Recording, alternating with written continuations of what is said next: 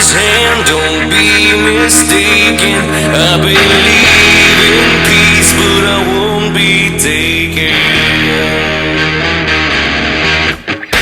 I will not submit to authoritative man. I'm ready to die, but not for love. See the signs appear, it's gonna happen here. This is Liberty Underground with Alex Snicker, Danielle Alexandra, and Greg Bowen on the 1787 Radio Network. Well, good morning, Tampa Bay, St. Petersburg, Clearwater, the entire state of Arkansas, Butte, Montana, wherever else we're going to go today. This is Alex, co-host, Liberty Underground, along with me, Duchess of Doing Stuff, Tripoli's favorite libertarian, Danielle Alexandre. Danielle, how are you doing this morning? I'm doing well, thank you. Good. Glad to hear you doing good. Greg will be here shortly. He is not here yet, but he will be here shortly, which is a good thing. So we do have a pretty jam-packed show for you today. A lot of stuff going on there. I am on this side working the controls today, so I'm going to depend a lot on Danielle to move the show forward here. So what does Greg have going on this thing? What's over there? I don't know. Something. I had to move my microphone all around too. Like I still haven't found the spot that it was in before. So I've been a lot of moving all morning. Yeah, I'll bet. Where we now for today's show we have a bunch of guests actually. Yeah, we have a bunch of guests. Matter of fact, at 9:30 we have Dave Levitt. Yeah. Who's the chair over at Seminole County, who's going to tell us a lot about what is going on with Seminole County. They have a big vote coming up. Right. They have they've been kind of embroiled in this big battle with the local government over there. As well as what they just normally do and getting out and talking to people. And they're very active over there anyways, but they kind of ended up in the middle of a really big tax fight. So he'll be coming on at 9:30 to kind of explain everything that's going on and what he ended up in the middle of. Yeah, absolutely. Matter of fact, if you would like to call the program, the number is 1-800-525-4032. Refresh Telecom, 1-800-525-4032. But, and as we're talking about Dave, and we have some guests in the second hour, we have, one of my longtime friends, Mike Church, coming on, Brandon, who's always on with us. And so we're going to kind of fit news in between all of our guests today. But, we're talking about Dave Levitt and what he's kind of been doing. And there's a lot of LP libertarian affiliates around the state that really kind of get in the middle of an issue and end up like Dave Levitt did in the middle of something they didn't really expect to be in when they first started. And Collier found that this week. Down in Collier County in Naples, they were just, there are a lot of parents that were upset with Common Core. And they decided Rick Scott was coming down in the area. He was actually going to Lee County to do a fundraiser. And they had kind of decided just to put a little protest together to say, to just kind of show the current Republican governor their unhappiness with Common Core. Not expecting it to be a big story, just, going out there to kind of have their voices heard. And it ended up, Rick Scott actually came out to the crowd and ended up addressing them for quite a while, actually got into a little bit of a back and forth with our at-large one director, Jared Grafoni, who's down there in Collier. And we now have the full video where Rick Scott was a lot more than honest when it came to Common Core. No. Well, I guess that's one way of saying it. He lied is another way of saying it. But did he lie? Did he not lie? Yeah, he lied. Yeah, he definitely lied. Yeah. So and this is one of the big stories that now the Miami Herald has picked it up. So there's kind of a big battle, and what Rick Scott did and what Rick Scott came out to the protesters. And basically it said, we don't have Common Core here in Florida. And they were saying, he goes, in fact, this year, the legislature passed a bill that would give more local control over textbooks to the local school districts. And, one of the protesters in the video says, yeah, but they still have to comply with Common Core. And he goes, no, there's no Common Core here. And then Jared, who, rightfully says, well, actually, they still have to comply with the Florida statutes, which is Common Core. And Rick Scott says, no, there's no Common Core. And Jared replies back to him and says, Common Core, he says, next generation Sunshine State standards were defined as Common Core in SB 1076 last year. You signed it. And Rick Scott goes back to him and says, our standards? No, it's not Common Core. So I pulled, because of course we did know that it actually is Common Core. So I actually pulled the exact wording from the statutes so that we could get it. The exact statutes that was signed into law by Rick Scott last year under Senate Bill 1076 does say, and this is directly from the bill, next generation Sunshine State standards means the state's public K through 12 curricular standards, including Common Core standards in English, language arts, and mathematics adopted under S 1003.41. Yeah. So, I mean, here's the thing. And this is the part that really irritates me about politicians like the disgusting individual Rick Scott, is that it's either two things. One, you're too stupid to know what you actually signed. Yeah. Which, look, if you were able to, make the kind of money that he ended up making and build the kind of place that he ended up building, I don't think that you're that stupid. I'm not going to buy that one. I would assume he's not that dumb where he wouldn't know to read something before he signed it. And he never seems to want to have a real conversation with anybody about anything, because he's always going down just write down talking point answers, and even there he was doing a lot of just talking point stuff there. He wasn't trying to have a real conversation. He wasn't engaging with people. Like, they would say, well, why would you what's the word for it? Why would you think that we're watching it? A monkey pilot the space shuttle. Oh, Adrian, having a good time making fun of the show. Real good. Okay.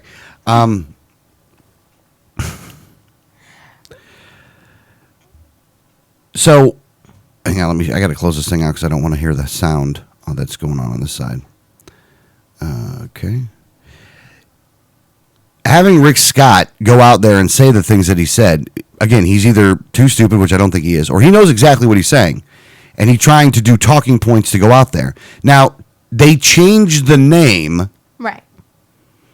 So, we have our own standards, yeah, but that's like it's like having something, getting it from somebody else, saying that you guys can't really change it, and then you go, well, we can change the name, and then just changing the name. Because that's, in reality, what he did. He just changed the name. Right. Well, and that's what's happened. And there was even a bill that got signed this year, which does actually remove all references to the words Common Core. Now, it didn't get rid of the standards. It didn't take away the definition of Sunshine State standards. It's still defined as Common Core. What it did is, in all the literature and all, in everything else, you're not allowed to use the word Common Core. But I don't care what they call it. I don't care if they call it, purple polka dotted monster. It's still the same thing. Changing the name, saying, well, we're not going to call it Common Core anymore, but we're going to define it as Common Core, doesn't do anything to change it. They didn't do anything. They didn't get rid of Common Core. They just changed the name and figured that you wouldn't know the difference. Yeah. And here's the thing, too. The other argument that you hear Rick Scott make, hold on, let me move the mic, this thing here.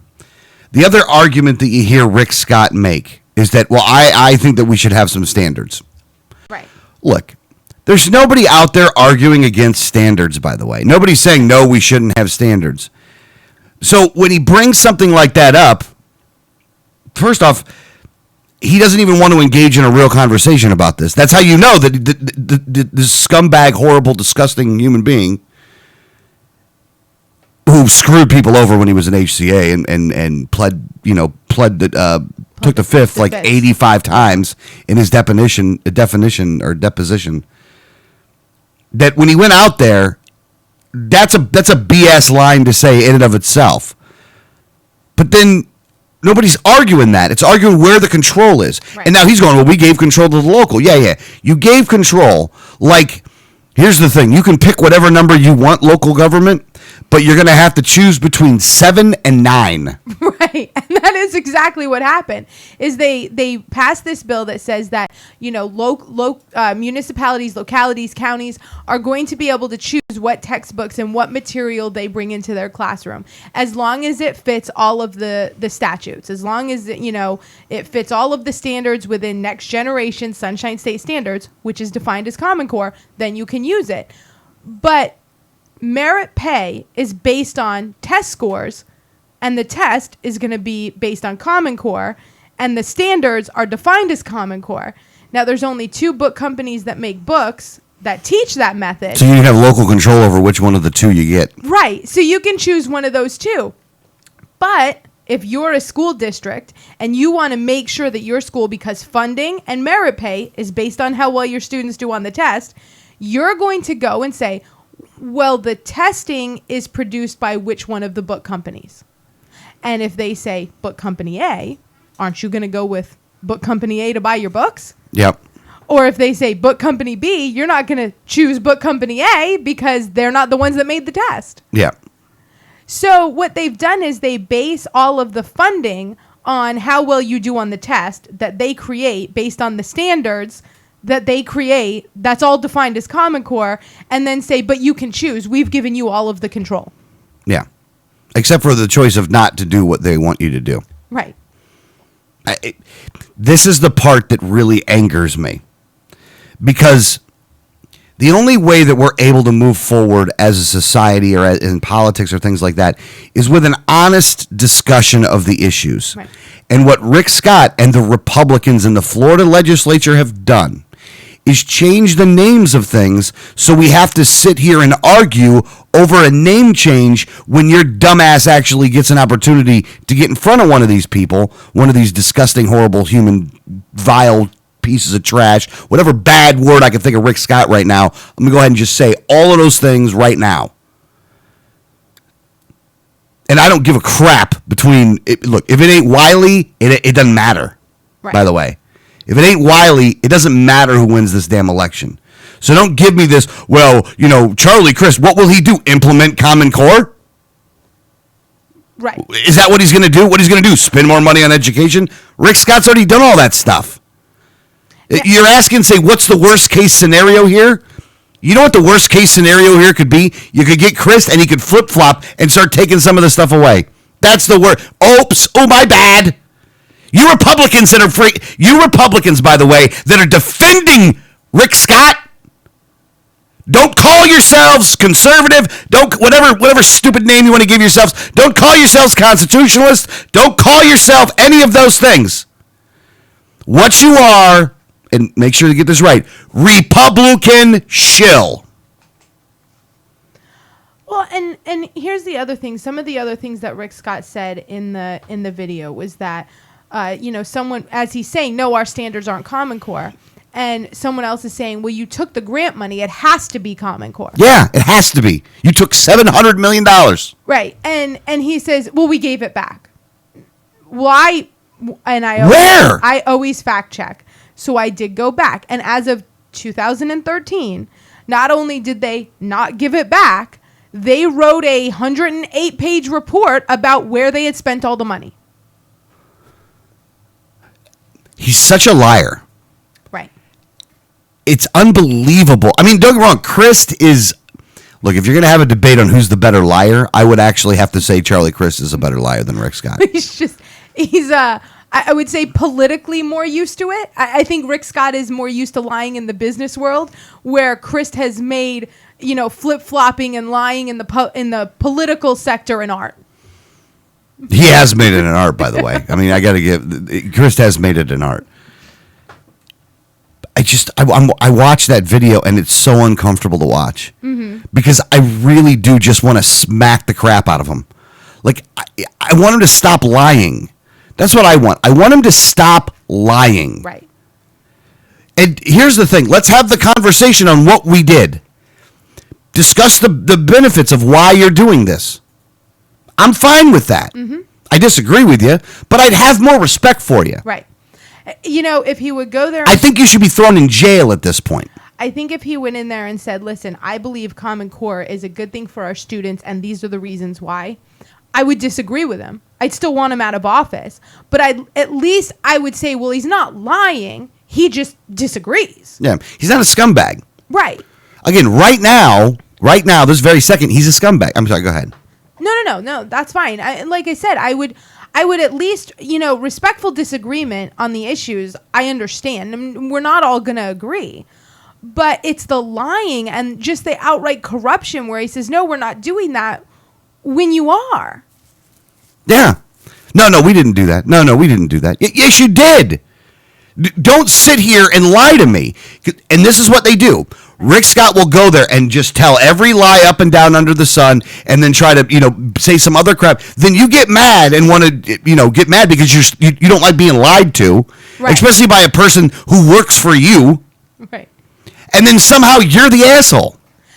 Yeah, that's what I don't understand is that, we get a lot of this, well, Rick Scott's done, he's done this and he's done that. Well, no, he's lying to you about all of those things. And I have to say, for the media to not pick up on that when it's so blatantly an outright lie. And, and everyone talks about the liberal media. Listen, if there was this big conspiracy liberal media against Rick Scott, they would have picked that up in a heartbeat. Yeah. It would have been everywhere because it was so blatantly a lie. For him to say, oh, our standards? No, it's not Common Core. When I'm reading the exact statute that says it means Common Core, it took me 3 minutes to pull those up. Yeah. I mean, if there was any kind of journalism or even when they say it's biased to the left, well, it's not really. It's biased to the establishment. Right. On both sides. On both sides. Look, it really is. Don't get me wrong. They're going to have their little intro fights, and they're going to try to get Rick Scott on this and get Rick Scott on this. But look at what they get him on, though. And look at what they don't get him on. That's the most important thing. What do they get him on, and what do they not get him on? The issues that really matter that would piss off a whole lot of people, they actually don't go after him on that stuff. Right. And the reason why is because Adam Smith, at the end of the day, would much rather have Rick Scott up there lying to them, but while still pushing this agenda, than Adrian Wiley telling the truth. Right. And this is, when he also said that there's no data mining, which is just an outright lie. But what they're looking at, and this is what they do, is they change terms. So it's not considered data mining to take the biometric information of your children's irises or palms or thumbprints. That's not data mining. That's efficiency. Yeah. Yeah. Because they just pay for their lunch that way or check out books that way. I mean, we're not data mining. We're just making it efficient to get through the checkout line. Yeah. You're right. That's exactly what they do. And again, you sound like a crazy person if you're like, well, you shouldn't do that. They're like, well, what's wrong with that? That's easy. That's nothing. Like, just because those scumbags that are in charge up there, those authoritarian, psychopath, evil bastards. By the way, let me just make another note of it. If you support Rick Scott, you do support evil. There's no getting around that one. And you can try to mix that one off with party loyalty oaths and all this other stuff. They are biometrically scanning your kids. That's what they're doing. And your support for him enables that crap to happen. You are an enabler. Which I know you're going to go, well, we got to make sure we help Rick Scott. No. And don't consider yourself part of the movement, by the way. Part of the movement to actually restore this country. Please don't consider yourself part of that. Either consider yourself a straight-up shill for the GOP or just a toady for them. Because you're one of the two. You don't get to be both. You're one of the two. So... But Rick Scott, data mining, this is what they're doing. They're doing this to our kids, and you're supporting that. Right. Be honest with you, I would go as far as to say you're supporting it with your inclusion into the GOP, but I'm willing to make a compromise on that one and say, as long as you're not supporting Rick Scott. Which there's people not supporting Rick Scott in the GOP, by the way. We know that. Oh, lots of them. Yeah, I mean, see it all the time. Yeah, I mean, we pick up more and more support all the time, and we pick it up from both sides because Charlie Crist is no better. It's not like we're going after and saying Rick Scott is this big liar and Charlie Crist isn't, because he is. This week, Charlie Crist comes out and says, "I left the GOP for this rampant racism." Okay, all right. All right, let's go to the Wayback Machine, the time back machine. All right, We have intricate knowledge of this situation. Okay, the year is 2009, folks. We have a Senate campaign going on that has Rick Scott's in it. No. Senate. No. Charlie Crist. Oh, yeah, you're right. It's hard to tell the difference between the two. I'm having a hard time. All right, so I do have a hard time telling the difference between the two. So you have a U.S. Senate race. Right now it's Rubio, it's Crist for the Republican side, and a whole bunch of other Republicans that they ignored. In a primary. Mm-hmm. Kendrick Meek and Jeff Green, I think is what his name was. In the Democrat primary. In the Democrat primary. Snicker, Libertarian. Charlie Crist at one point left the GOP. Now he started getting attacked because he did hug Obama. Right. The hug heard round the world. The hug heard around the world. Now, that was the start of it. Right. But at no point in that time, from when he hugged him, and it had to do more with the stimulus than anything else. The hug was symbolic to the stimulus, and people didn't like the stimulus. He was the governor of the state of Florida. So at the time, as a Republican, the Republican governor of Florida. So this wasn't like he was just Joe Schmo candidate who Obama came out to see a unnamed Republican candidate and gave him a hug. He was the current governor of the state of Florida. There was a large stimulus package where Florida did get money for different projects and things like that. One of them, Race to the Top, which was what funded Common Core. That was the $700 million. Mm-hmm. So, hundreds of millions of dollars came to the state of Florida with the stimulus package. Obama came here to kind of sell this to the public because the public was not happy. And while he was on stage with Charlie Crist, basically how they're selling this as a good thing to the people of Florida, the Republican governor, Charlie Crist, and Obama, Charlie Crist hugs Obama. Yeah. Now, because of that hug, there was a movement going on at the time that was not happy with the stimulus, not happy with, taxes, all this other kind of stuff.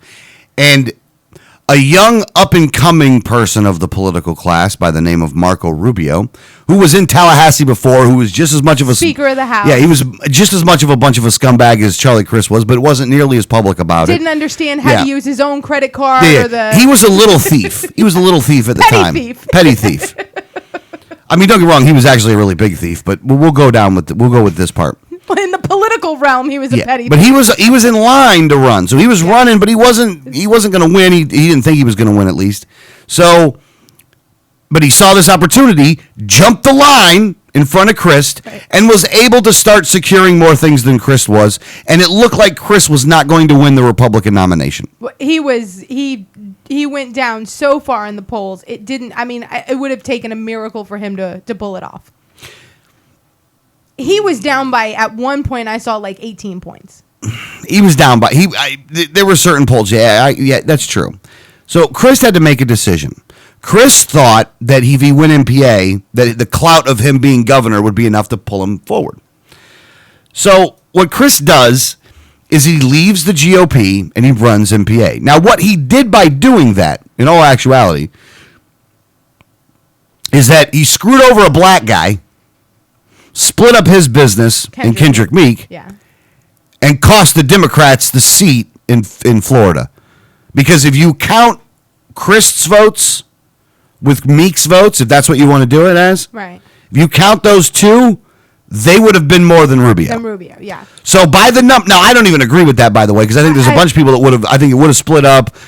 Rubio might still would have won the thing. I don't really know for sure how it would have went down, but it is possible that what I just said is true. You'd have to know exit polling and the rest to really figure it out, but it's plausible. Either way, Meek didn't win. I think some of Crist's votes would have went to you. Yeah. I think, So Charlie Crist made a move that caused a black guy to lose, which I think is racist. I do. I could argue it's racist. Yeah. So Charlie Crist is going to make the claim that because, he left the GOP because of racism.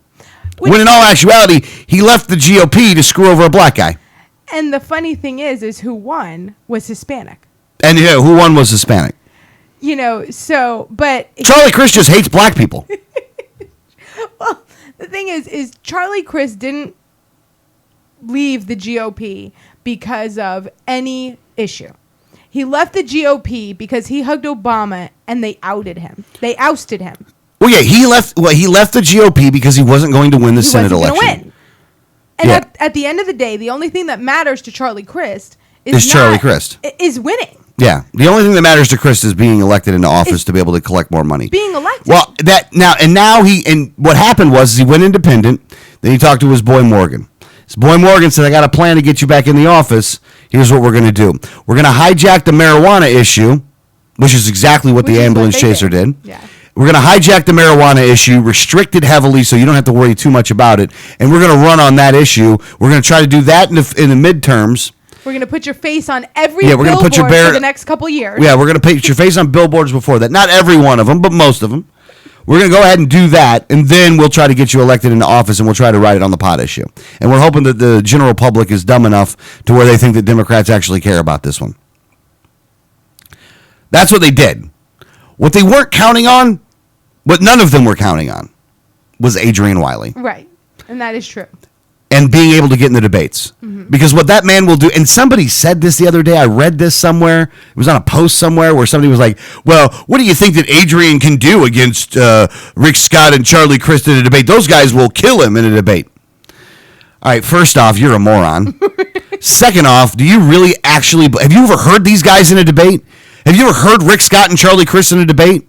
I mean, really, don't get me wrong, they're slick politicians. Right. But citizen legislators that know what the hell they're doing, that can actually articulate the point, unlike your freaking mouth breathing ass, those people actually have a chance up on the stage. I mean, not just a chance. Adrian Wiley is going to wipe the floor with Charlie Crist and Rick Scott and make both of them look like he's going to make both of them look very, very silly. And they're going to expose them for what they really are, which is scumbags. Because Rick Scott and Charlie Crist are honestly the only difference between their scumbagginess is a haircut. And a tan. And then that's it. That's fake because that's a spray tan. Yeah, that's it. Nothing else. There's nothing else going on here. One talks jobs. The other one goes races. And both of them did the same thing in office. I mean, we're talking about Common Core. Honestly, Rick Scott spent more money in office. Yeah. I mean, we're talking about something like Common Core where, Rick Scott is implementing Common Core and, and doing all of those things. But at the end of the day, this all started with money that was taken by Charlie Crist. So, Charlie Crist took the race to the top money. He took the $700 million right before he left office. And Rick Scott spent the $700 million while he was in office. And, and that's what we're looking at. We're looking at, one person that, started the plan and the next person that implemented it all the way. So, even on the issue of marijuana, like you're talking about, Charlie Crist was Chain Gang Charlie. He was the one that signed... Chain Gang Charlie. Go ahead. He was the one that signed the law making the seedlings and things like that if you're growing marijuana for your own personal use. But seedlings and even seeds are now considered plants. And it's what, when Kathy Jordan was raided, that's what made it such a big offense, is because of the laws that Charlie Crist signed. Yeah. So Charlie Crist signed the law to make a woman with ALS a criminal, and Rick Scott sends in agents after her because of that law. And was John Morgan there to defend her? No. Was John Morgan there to defend Kathy Jordan when she was getting arrested? Hell no, he wasn't. He was too busy probably sucking the blood off of young people to keep himself going to do anything like that. Again, I have no proof that he sucks blood out of young people. I don't have any proof of that. You could have taken a little artistic license with that one, but I guess I can take. I guess just. But I mean, that's the thing is, you have all these things, and I've said it before. Democrats love the toys that Republicans leave for them, and the same goes the other way. Yep. I mean, these guys, You see them, they never repeal anything. So Charlie Crist signs the tougher drug laws. Rick Scott uses them to go after. You were going to call him Rick Cross, right? I did. Rick Scott uses it to go after, a sick woman. And, Charlie Crist takes $700 million and raise to the top to implement, with the promise of implementing Common Core. Rick Scott spends the money and implements Common Core. Yeah, they work together. Yeah, and almost every policy works that way. Okay, look, I am a fan of professional wrestling. I'm not gonna lie to you. I am a fan. I do like watching professional wrestling. We've talked about it on the show. We've talked about it on the show. Maybe on the Wednesday show. Maybe not on the Friday show. I don't know. I'm not sure. At any rate, though, I am fully aware that it is fake. I mean, it's scripted, not fake. It's scripted. It's scripted. It's a different word for it. I mean, because the guy still is jumping off the top rope. He's still landing on the mat. I mean, it's not really supposed to hurt too much, but it is supposed to hurt a little bit. You know what I mean? But they just know it's going to hurt. Like the outcomes are all predetermined. They know who's going to win. All this other kind of stuff. Okay. When it comes to these political games and stuff like that, as long as it's the establishment of either party, the outcome is determined. Right. They were going to implement Common Core, whether it was Charlie Crist in office or whether it was Alex Sink in office. They were going to do it either way. And the reason why is, and here's how you know, it is a Republican legislature. Veto-proof before. It's not veto-proof anymore. Right. But it was veto-proof. And this is what we get. Right. The Republicans were in charge in Washington, D.C. from 2000 to 2006. What happened during those time frames? We instituted the Patriot Act. We doubled the size of the federal government. We started the NSA. We started DHS. We started the TSA. No Child Left Behind. No Child Left Behind. Medicare Part D. Trillions upon trillions of dollars in debt. The debt doubled in that time, and possibly tripled in that time. And you can argue the stimulus was the Republicans. Well, you because Bush was in charge during that time frame when they initially passed it. Yeah. What Bush did though is said, "Well, I'm going to wait. I'll let Obama spend the money. Right. I'll get the money. I'll just let Obama spend it. Yeah. I just won't sign it yet." Yeah. So the Republicans are like, no, it was the Democrats that did that one. The Democrats go, no, it was the Republicans that did that one. Again, they both did it. Right. And then when the Republicans aren't in power anymore, they'll go, well, the people really don't like the Affordable Care Act, so what we're going to do is we're going to pass, 45 laws that will never go anywhere, that they know will never go anywhere, in order to try to stop this thing so we can really make it look like we're trying to stop it. When in all reality, all they had to do was to quit funding it. Right. And here's the thing is, every year you have these bills go into the House to defund Obamacare. And they know that there's not enough votes to pass it. And for anyone who doesn't understand this, and we'll kind of go in and we'll do a little, behind the scenes look at what happens with your legislators. There's a predetermined plan on what's going to pass every year.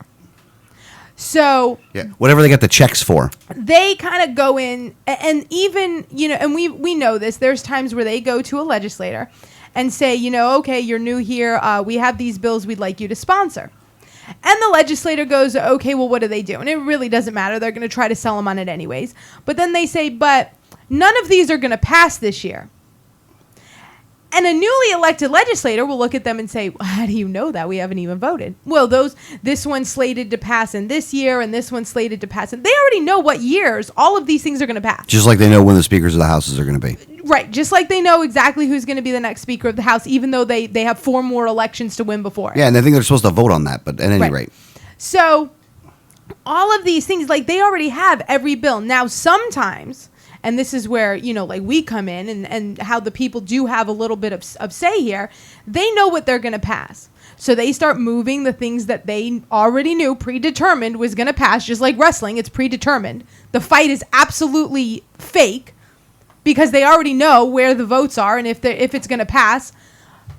Now, if the public just goes berserk over one. They've put things in place already that are able to mitigate that. Right. And they say, you know what, we're trying everything to sell this. We know it's supposed to pass. You know what? Let's just kill it. They'll stop talking about it, and we'll re-bring it up next year when nobody's looking. No. It's worse than that. Think about what happened with Common Core.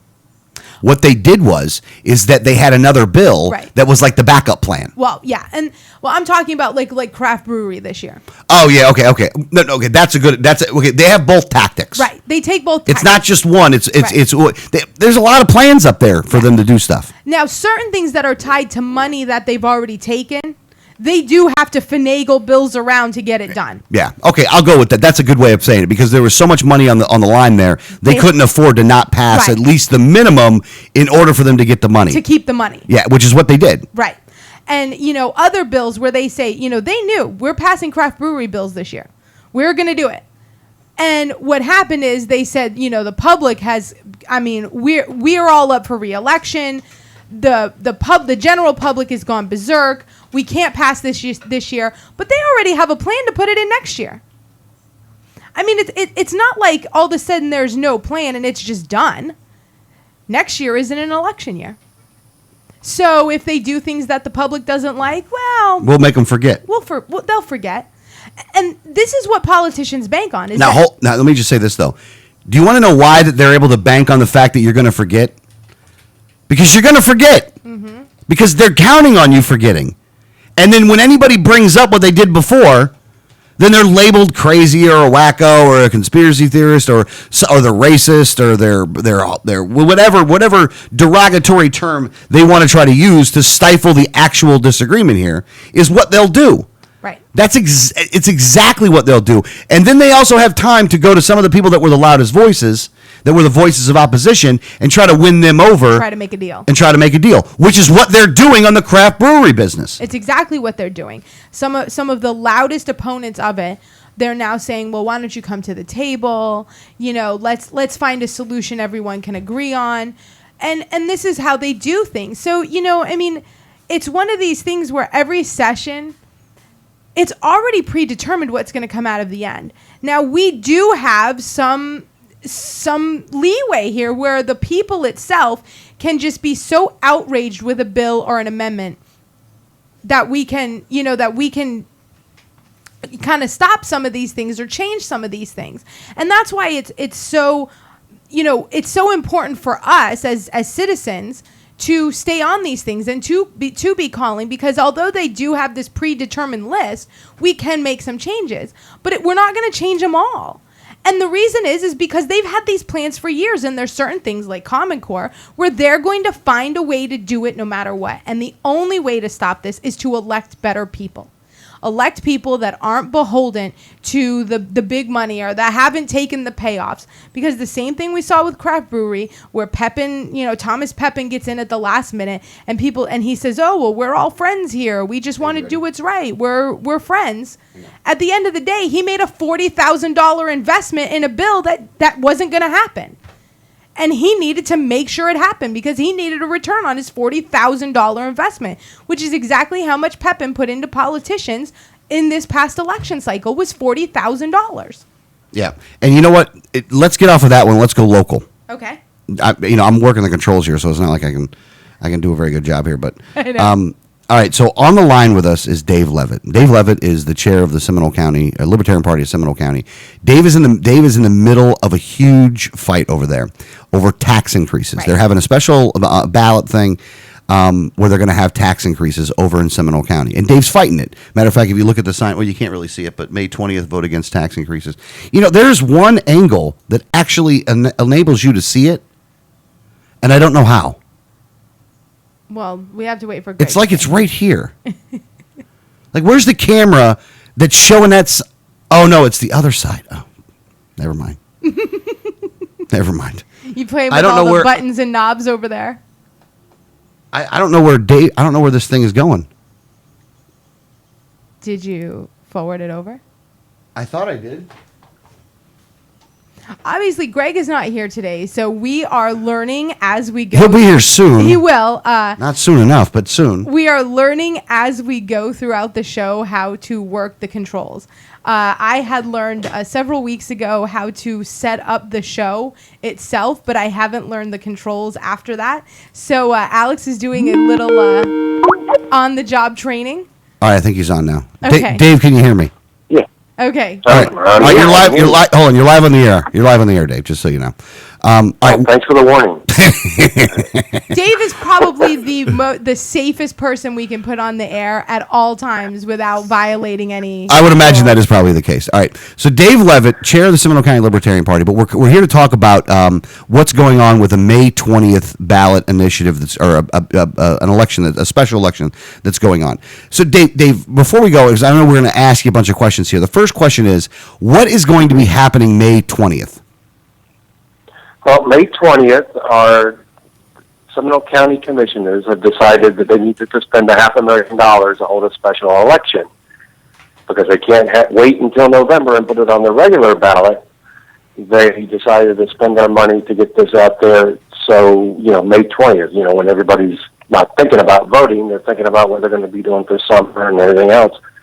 And historically, it's a low turnout voting day, and what we're going to be voting on is to increase our own taxes through a 1-cent surtax here in Seminole County. Now, what is the it's a 1-cent tax. What is that? What are they adding 1 cent to?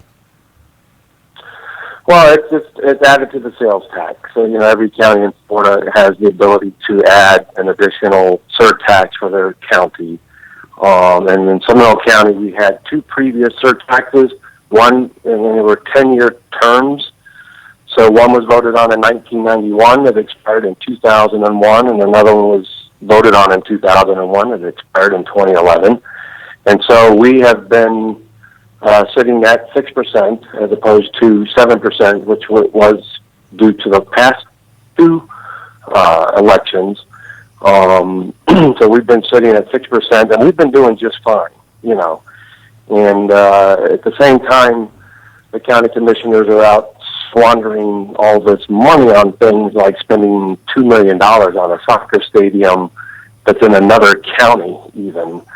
It's bad enough, spending money on stadiums, tax dollars, but when you're going to give it to the next county over because you want to be a nice guy and then turn around and tell everybody you need more money, those kinds of things are just wasteful, and they need to just put an end to it. And the only way we can make them stop is just to stop allowing them to get more money out of us to keep squandering. No, and I understand, Dave. So let me ask you the next question is: So they're doing an election on May 20th. The election itself is on taxes to raise the tax by a penny.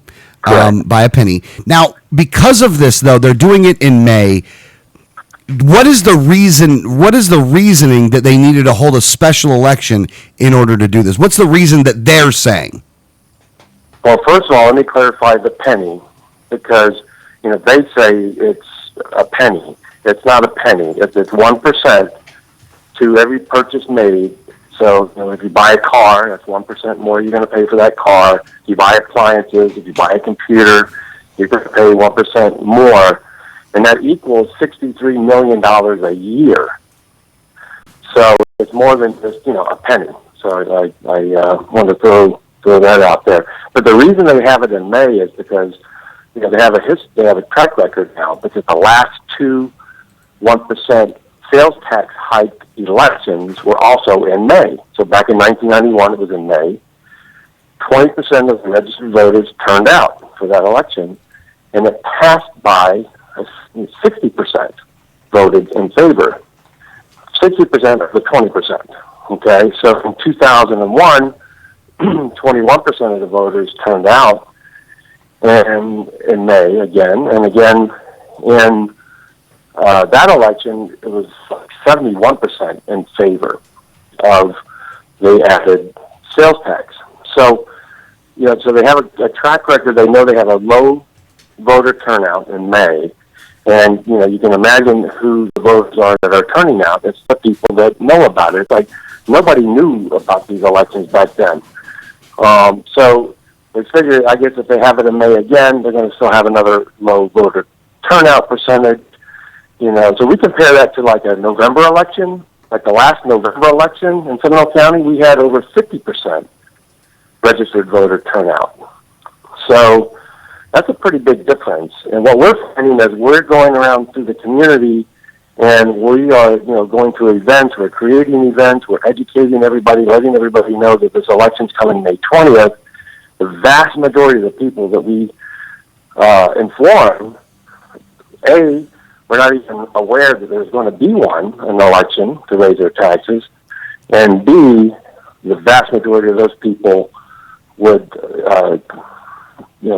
committed to coming out and voting against a tax increase. So it sounds kind of crazy that the commissioners spent almost $500,000 of taxpayer money so we can go out in a special election to vote on whether or not we want to raise our taxes. Yes. I mean, it's just No, I don't know. It's really so odd. It's really crappy all around. It makes you really mad. The question is now they have spent in order to do a special election. I know you said it before, but I just want to make sure we cement the point here. In order to hold a special election, it costs $500,000. Is that's true? Correct. Correct. In addition to that, though, they have also done a mailer that the representatives have done, the county commissioners have authorized a mailer to all the citizens of the state of Seminole County in order to get them to buy into. It wasn't like there's going to be an election on tax increases. They didn't do just that. They put out a piece of propaganda tax increase to the citizens, and that the government paid for it.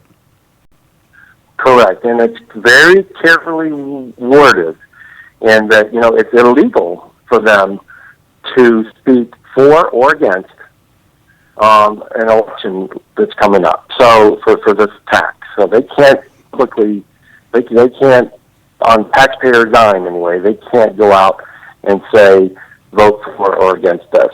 So this mailer that the commissioners again used additional taxpayer money. This thing is not even a postcard, Alex. This is a poster. This is the biggest mailing that I've ever seen. I mean, you can't miss it. It's not like one of these things that you sort through your mail and you can just chunk up this, chunk that. This thing is like so huge. It's like 8.5 by 14, and it's very heavy cardstock, multicolor, printed on both sides, full of propaganda. And again, they use taxpayer money in addition for sending out the mailer to you call them a professional. I can't. I'm losing it. No, that's okay, Dave. No, you're doing great. To come up with all the wording. Now, on the piece of paper that they had sent out, on the poster that they were giving to all the, and maybe they just wanted all the citizens to have a poster. I mean, I don't know, but in the poster that they gave out, that there are things that are written on there that aren't accurate. Is that correct to say that? That's absolutely correct, and they're not accurate because it's typical, half truths. It's like they stopped the sentence, but they needed to continue on for a few more words in order to get the truth out there. The whole truth. So, and if they were trying, no, go ahead, Danielle. And one of these things, and we were talking about earlier before you came on, how politicians kind of use these kind of veiled words that really don't mean what the public thinks it means to make it sound like they're doing what they want. And one of these things, because me and you talked about this, was the light rail. Where they kind of said, well, this money won't go into the operational costs of light rail. But what they didn't tell them is that it will go into actually building light rail. Yeah, I mean, it's insane, because that's actually on the mailer. That's like point number, 6 or 7. It's 6 on this mailer. Excuse me, it actually reads, funds cannot be used to fund Sunrail for Link's operations. Link is the regional bus company. And it's true, they can't use the sales tax money for Sunrail operations. But yet, you look at the list of projects that the county, and by the way, there's 7 incorporated cities in Seminole County, and each city will get a percentage of the sales tax. And that means a whole bunch of other things. But so even the cities, some of these cities have Sunrail stations, and so they can't use it for operations either. But yet, on their list of projects, the county project, and even one of the cities, they have things like improving entrance into Sunrail stations, road improvements and bike path improvements into Sunrail stations. Well, technically that's not operations, but it's still being spent on Sunrail. So they're kind of, trying to hoodwink you. And here's another fact that is quite shocking. Back in 1991, when they first voted on a penny sales tax in Seminole County, the voters weren't informed that money would someday fund Sunrail operations, because in 1991 they didn't even know the light rail would be here. So What happened in 2008 was uncovered for $46 million that was left over from the 1991 sales tax. That's right. From 1991 to 2001, there was $46 million left over sitting in an account that was used in 2008 to go directly to Sunrail operations, so to help pay for the train. So while they're going around saying that this current tax is not going to be used for Sunrail operations, well, I mean, they couldn't even say that in 1991, but it was. So here's the other point is you don't know 4 or 5 years from now what somebody else sitting in those seats are going to be doing with that tax money. So they cannot ever say it can't be used for Sunrail or anything else. You know. Yeah, because they can't. What they can't do is they can't bind the next county commission to what they're trying to do. And so they've been out there pitching this thing back and forth. They've been. I know that you actually did a debate with these guys, and all this stuff. But when they go out there and do this, and they're just not telling people the truth, correct? Well, yeah, and again, it's mostly half truth. Like I said, it's like they stopped the sentence, but they needed to add 3 or 4 more words in order to have the whole truth come out. In order to be honest. Yeah. For example, in their poster that they mailed out to everybody, and then we estimate that it probably cost another $180,000, by the way, to mail out that poster to everybody. But on there, like the first point, they're saying in 1991, 60% of Seminole County voters approved it. Well, really? No. Only 20% even showed up. So how could 60% of registered voters have approved it? You see what I'm saying? Right. So it's kind of the way they wordsmith it is just not honest. Yeah, and I think that's one of the biggest problems here, and we talked about it earlier with the Common Core battle. The problem is that these guys aren't interested in an honest debate of the issues, or in making what you would consider to be a well-informed public, or to inform the public to make an actual good decision on this stuff. They're just telling them what they think that they want to hear in order to try to get this crap passed. Yeah, absolutely, they are. Yeah, and it's disgusting. And look, I'll be the first one to say I happen to believe that, like the fair tax, I believe in the fair tax. I believe that a sales tax is probably the fairest way to tax people. I actually believe that, and I don't know if anybody, who else actually believes that. But me personally, I believe that's the fairest way.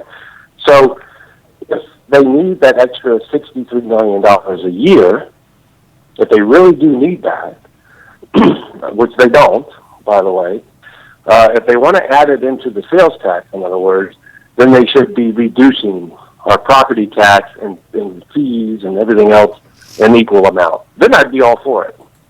Yeah, But, they're not doing that. Your opposition is that they're adding this in addition. That In addition. Yeah, consumption tax is not a bad thing to do, but when you're adding on more of a tax on top of what's already being taxed, at some point the people have to say it's enough. Yeah, exactly. That's right. In 2012, we just allowed them to increase our property taxes. We gave the school board the ability to increase the millage 1% a year for 4 years in a row. And of course, they took advantage of that. Then they already did that. And so on top of that, they want us to pay this, which, by the way, 25% of the sales tax, the surtax revenue, will go to the school board, who just raised their taxes. All right. Now, and first off, Dave, for doing an issue, for getting in front of this issue, and for really leading the charge in the opposition to this issue, is that really thank you very much from the citizens of Seminole County. I mean, I'm not one of them, but really thank you very much for putting this out there.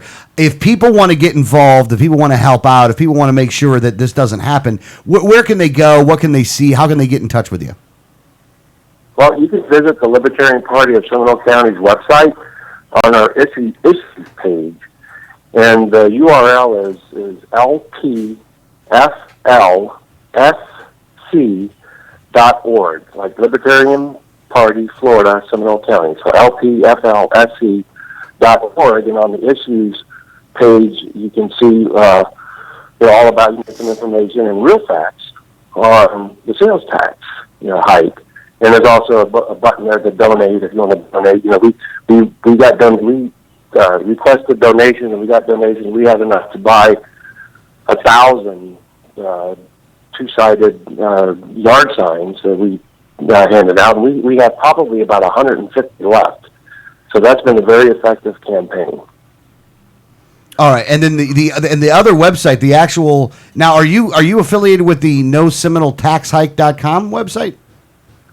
Well, we support that. That's actually the grassroots effort website, and that's also a good website to visit. Thanks for bringing it up.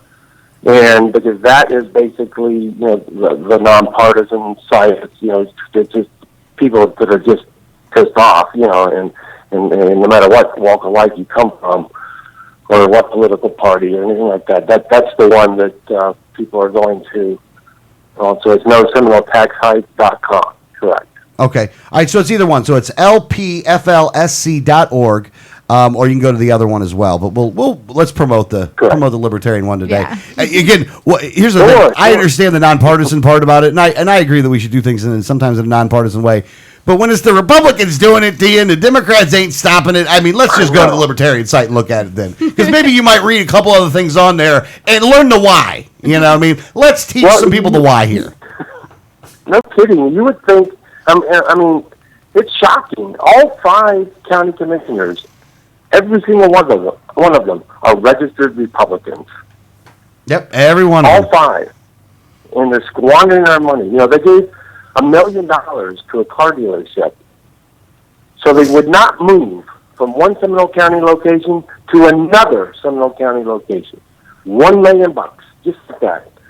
To not move. Hey, look, I'm not going to move. Can I get paid? I promise I won't move. I'll stay right where I'm at. I'm not going to move. I won't do it. I won't do it. Just it's enough to drive you batty. It's insane. Because this highway, if you're familiar with Highway 1792, they say, well, because it's part of the CRA, and they want to make sure that it doesn't get blighted and prevent blight.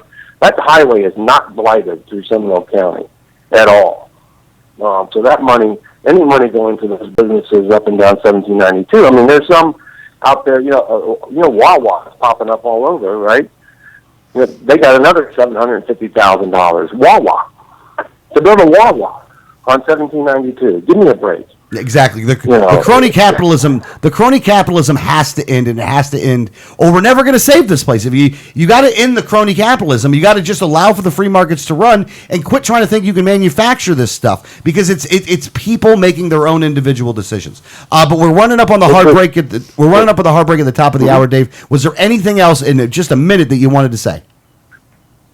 Well, yeah. First of all, if you're listening and you're in Seminole County, we appreciate your support.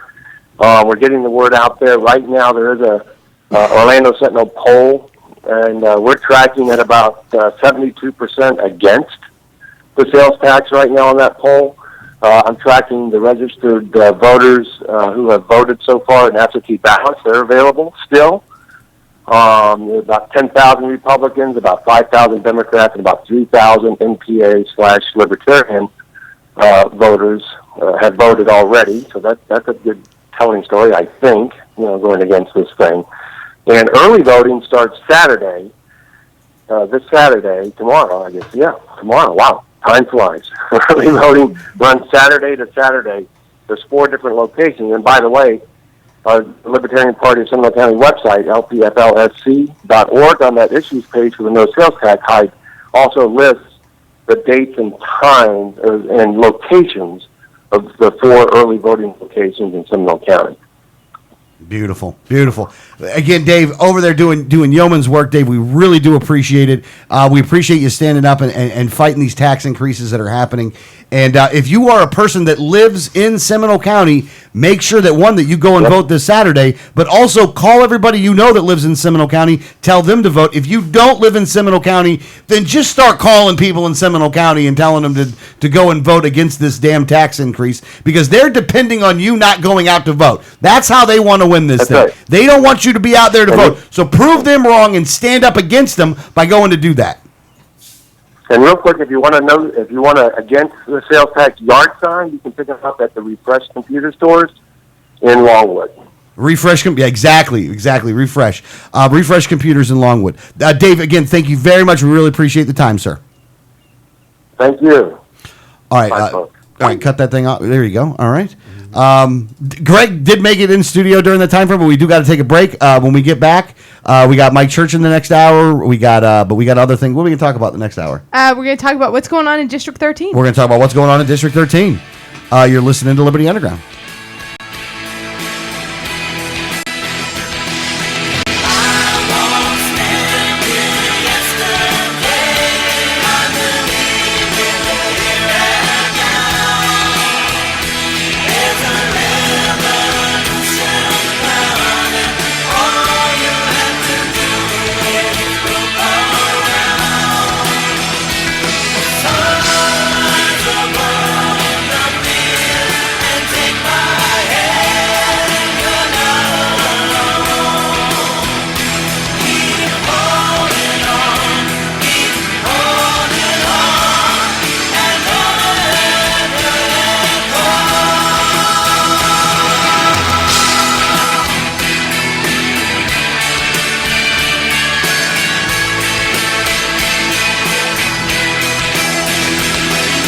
Hi, this is Gary Johnson, and you're listening to the 1787 Radio Network. The Libertarian Party of Florida is excited to announce the 2014 State Convention. Join libertarians and friends from across the Sunshine State to hear great speakers including 2016 presidential candidate Darrell W. Perry, the chair of the National LP Jeffrey Neal, plus Donald Belanti, George Phillies, Wes Benedict, Tony Stiles, and more. Be sure to reserve your seat early for the banquet Saturday evening with keynote speaker Judge Jim Gray. Jim Gray, the former judge of the California Superior Court and author of Why Our Drug Laws Are Failed, was Gary Johnson's 2012 presidential running mate. Arrive early to mix and mingle with friends at the Friday Night Social. All special events are open to the public, so even if you're not a registered libertarian, you are welcome to attend. The convention dates are approaching fast. Join us in Tampa Bay, May 16th through the 18th. Go to lpf2014.org to get your tickets today. Facts about the red light cameras. Fact, you are guilty until proven innocent. The Fifth Amendment to the U.S. Constitution grants you the presumption of innocence. Fact, red light cameras cause accidents.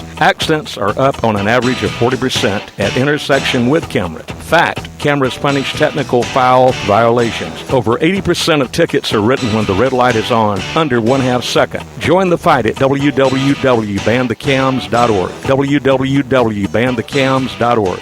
If you received a ticket in Florida, contact Oropesa Law Offices, 800-774-9883 or tacklemyticket.com. Attorney Oropesa understands the stress associated with being charged with a traffic ticket. In many non-criminal ticket cases, there may be no court appearance, no points, and no traffic school. Attorney Oropesa handles criminal violations, DUI, and license suspension matters. Don't face these serious legal matters alone. Initial consultation is free. Call now and you will be advised about any potential defense, constitutional rights violations, the possibility of having your driving privileges restored, or preventing a suspension from going into effect. If you've been classified as a habitual traffic offender, have a driver's license suspension matter, or a pending DUI case, call Oropesa Law Offices now so you can be advised about your particular case. Call 1-800-774-9883 24 hours a day, 7 days a week, or visit tacklemyticket.com. Main office in Pinellas County and serving all of the Tampa Bay area.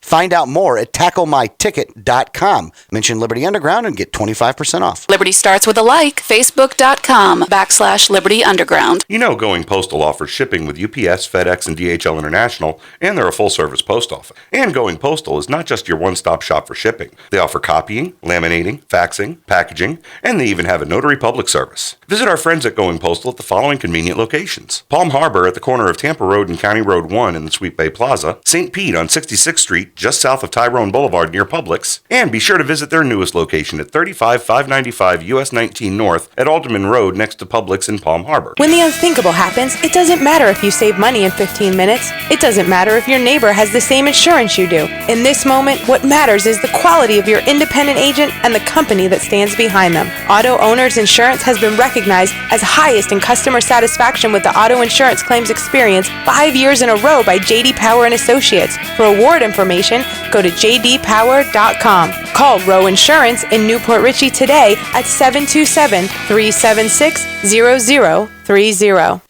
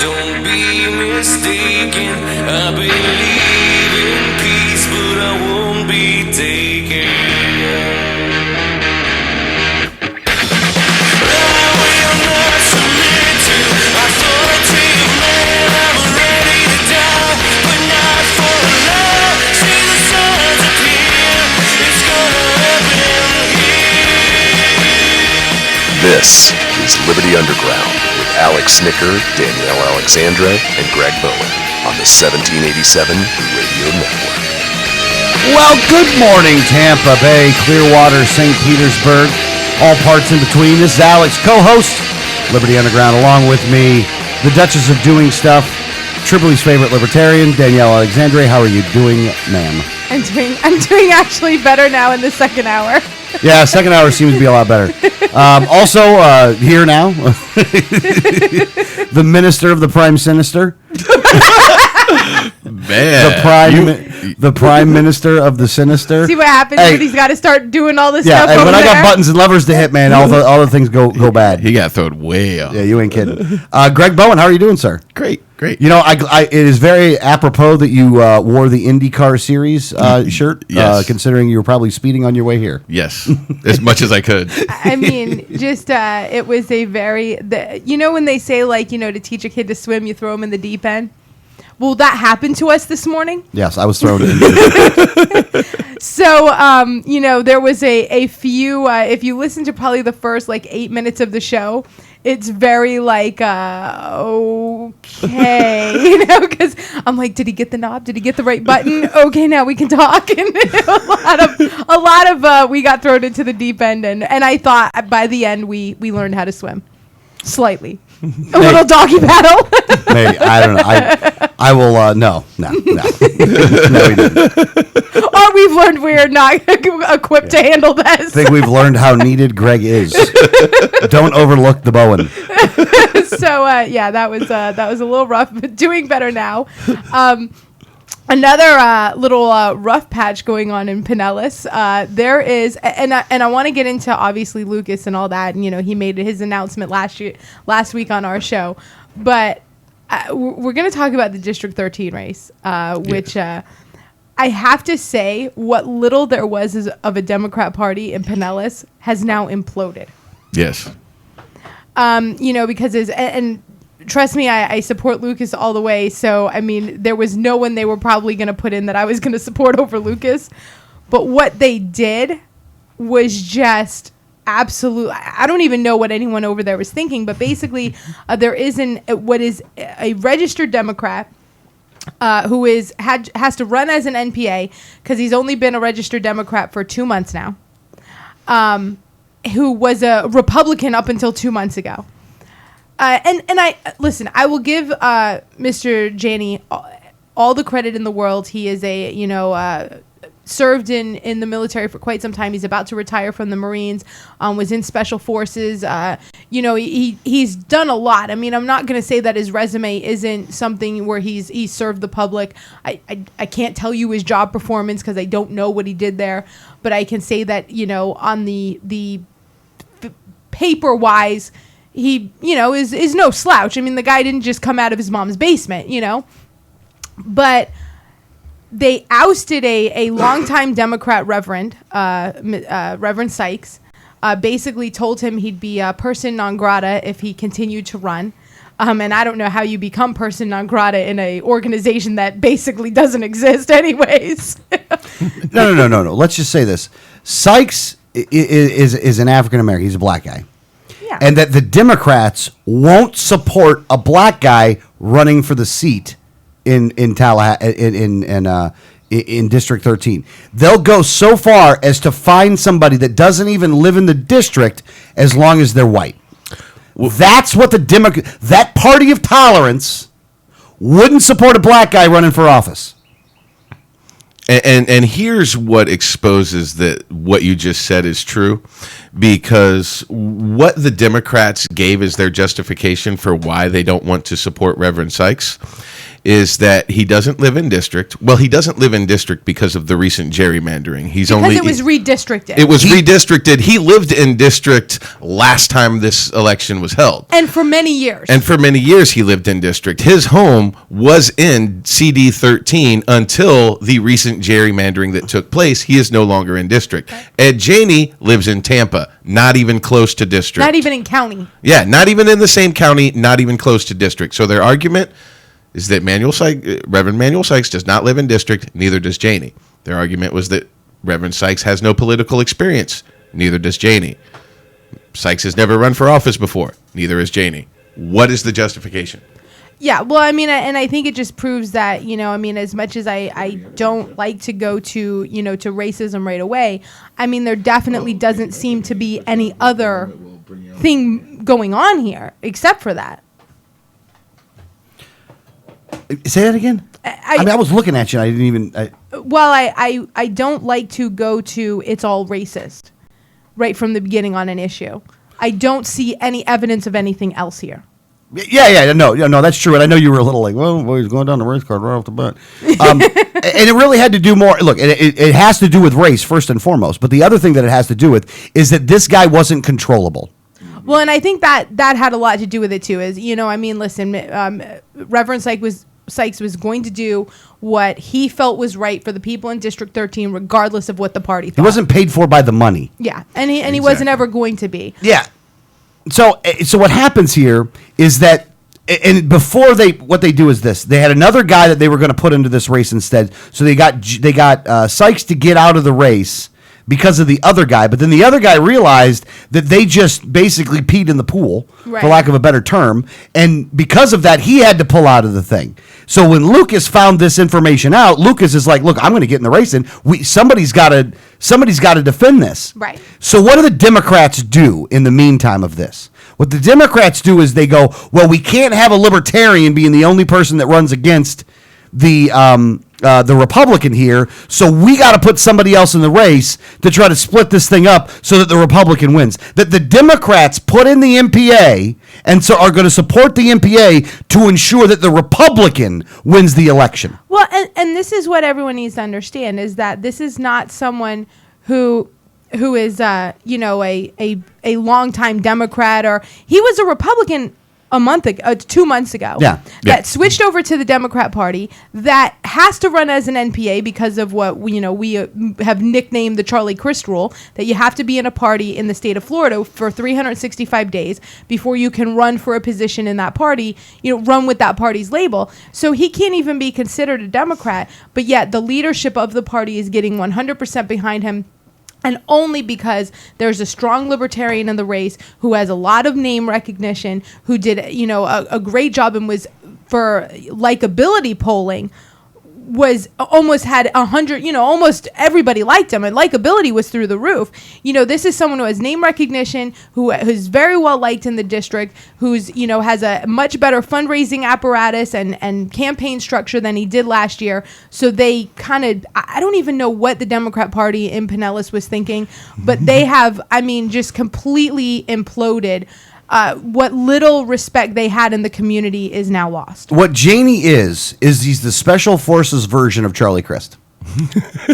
Oh, you know what? That's a good analogy. Yeah, and you know what? And he's a Marine too, and it's really bad. I'm a Marine myself, and I got to tell you, that will not come into play at all here, because honestly, I want to find Janie, and I'm going to go from one Marine to another. Get the hell out of the race. Well, I don't. You need to drop out of the race. You need to drop out right now, because you're not in here under honest pretenses. You're just not. You were a Republican a couple months ago. Now you're switching over to this, and you think you're here to defend your country? Again, I respect the service that you did. I respect it. And all of that goes out the window when you pull some crap like this. When you pull this kind of business and be disingenuous in how you did it, because we know the backstory on it, and we know that if Lucas wouldn't have put his name in there, more than likely you wouldn't be in the race either, and they'd have just let Jolly go smooth sailing in there. We know what happened. We know the deal. We know what went down. We'll see you publicly. We'll see how well you're willing to defend your actions publicly when the mics are on. And no, we will not be calling you for an interview. Well, like I said, you know what it is? I'm disappointed that we have Marines that are doing stuff like this. Oh, so this was actually just a little personal to you because he was a Marine.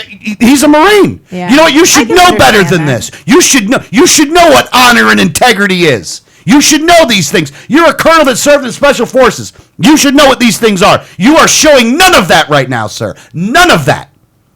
Especially the way this went down. This went down dirty. You know it went down dirty. You switched over because I don't know how, but somebody on the Democrat side really liked you, but whatever. At any rate, we'll get more of that as the weeks go along here before the November election. Obviously, this story isn't over. Ain't even started, son. We're very happy that Lucas did announce him getting back into the race last week on our show. Of course, in Pinellas, we're going to be following this, right up until November, because this is a really important race in District 13. But we do have a guest on the line. We actually have a few coming up for the whole show, but.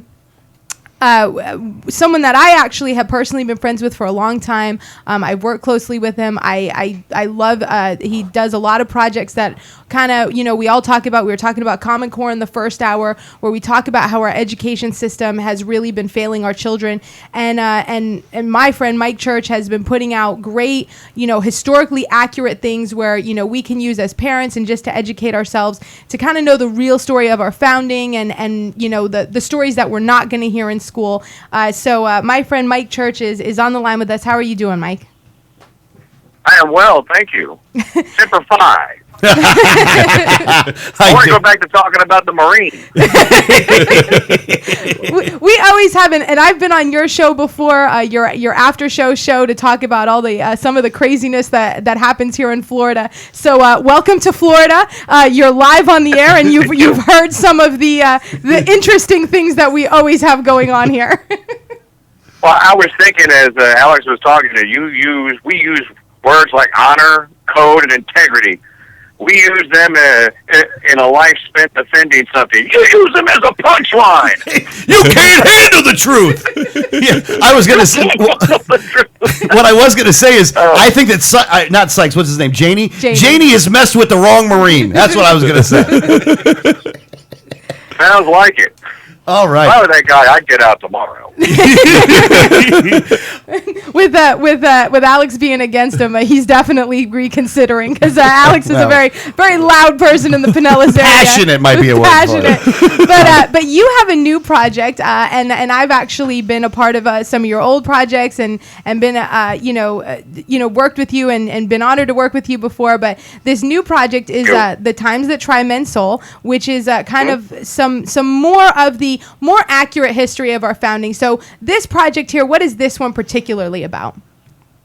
Well, this one is the story of, everyone knows that George Washington and the Continental Army crossed the Delaware River on Christmas Day, 1776, and went and took the town of Trenton back from the Hessian mercenaries. So everyone knows that story, but no one knows really the significance of it and why it was such a big deal. Again, it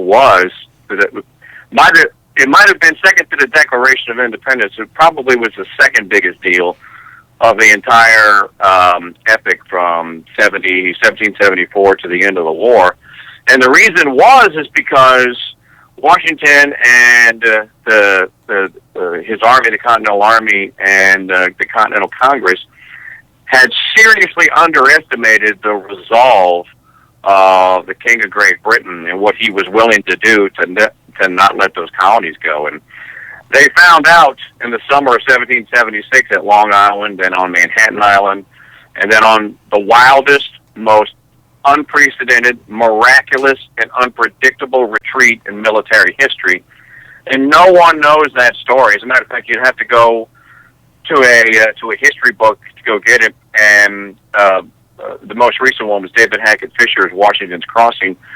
And before then, you might find it in the bio of Washington, but certainly not dramatized out, which the story was begging to be done.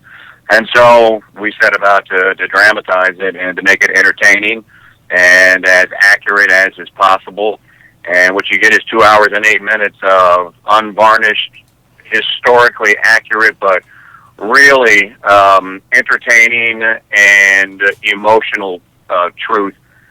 If you listen to The Times of Try Men's Souls and you get to the epilogue and you haven't busted a tear out, you're not human. Well, one of the questions I have for you is, and this may be more of a larger kind of question here. There is a lot of things that you have put out that really does give a much more accurate representation of what happened in the past, especially during these times, than you get almost anywhere else. Do you have a theory as to why that is? My stepfather would say pure laziness. It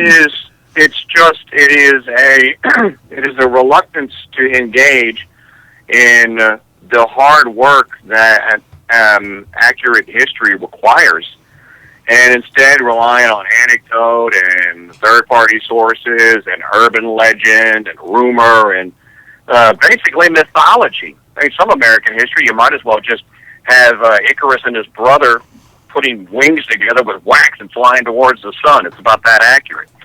So I think it's just that many people, they want the rewards and the riches that they think come with history and with telling historical tales.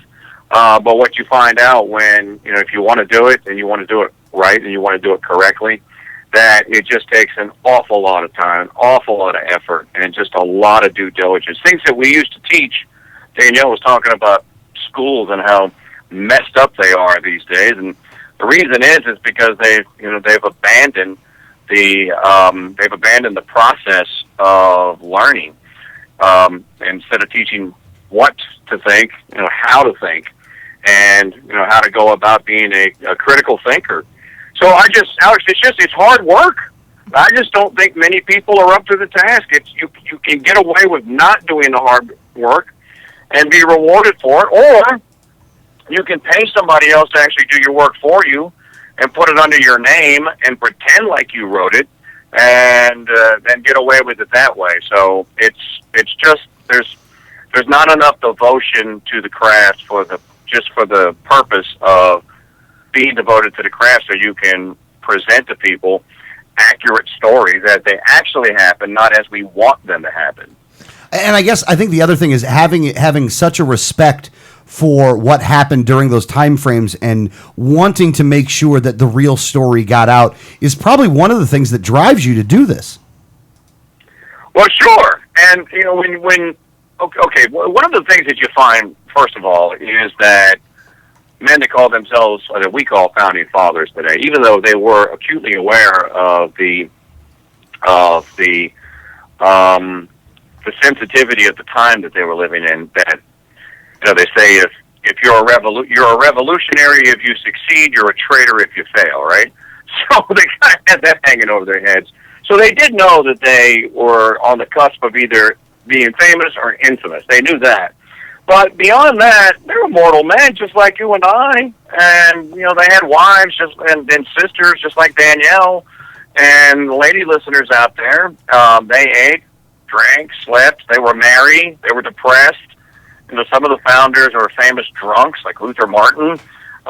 Few people will tell the stories of Luther Martin, but Luther Martin was one of the most influential men of the entire founding generation. As a matter of fact, if Luther Martin doesn't show up at the federal convention where the Constitution is being drafted, there's a very good chance that Madison and Hamilton and the Nationalists win the day. It's Luther Martin that keeps standing up going, wait a minute, you guys lied. You said we were here to propose amendments. What is this?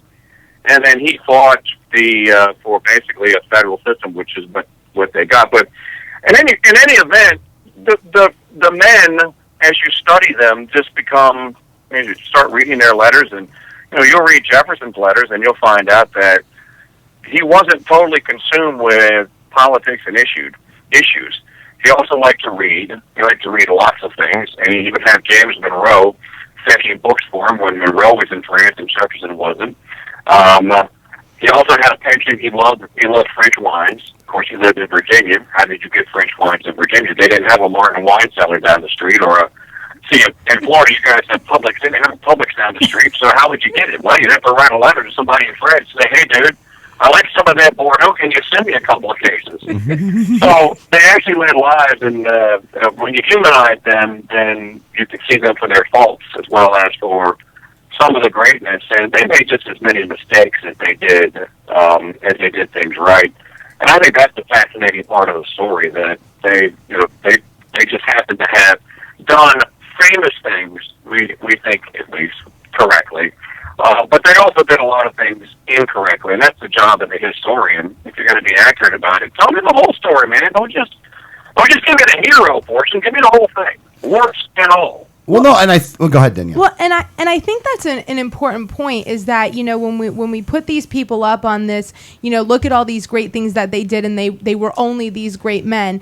It's almost as if, well, we'll never have that happen again. We'll never have that, you know, that just doesn't exist anymore, this greatness, where when you look at them as humans and that did make mistakes and did kind of have to have the trial and error and what is going to work, and that it almost makes it more reasonable that we could do that again, that we could, you know, get to that greatness and be revolutionaries ourselves, because we're no different. We're just in a different time. And I think that it is important to hear the stories on both ends, the good and the bad, to kind of show people that it can happen, that greatness is within, you know, a vast majority of different types of people. Well, and also I think the other point here is that greatness also has to do with what has been put in front of you. Is that we are at what you would consider to be a very revolutionary time, and even in our own country, and that the direction is very unclear right now, and that you need people to understand that these men were not, you know, they were great men,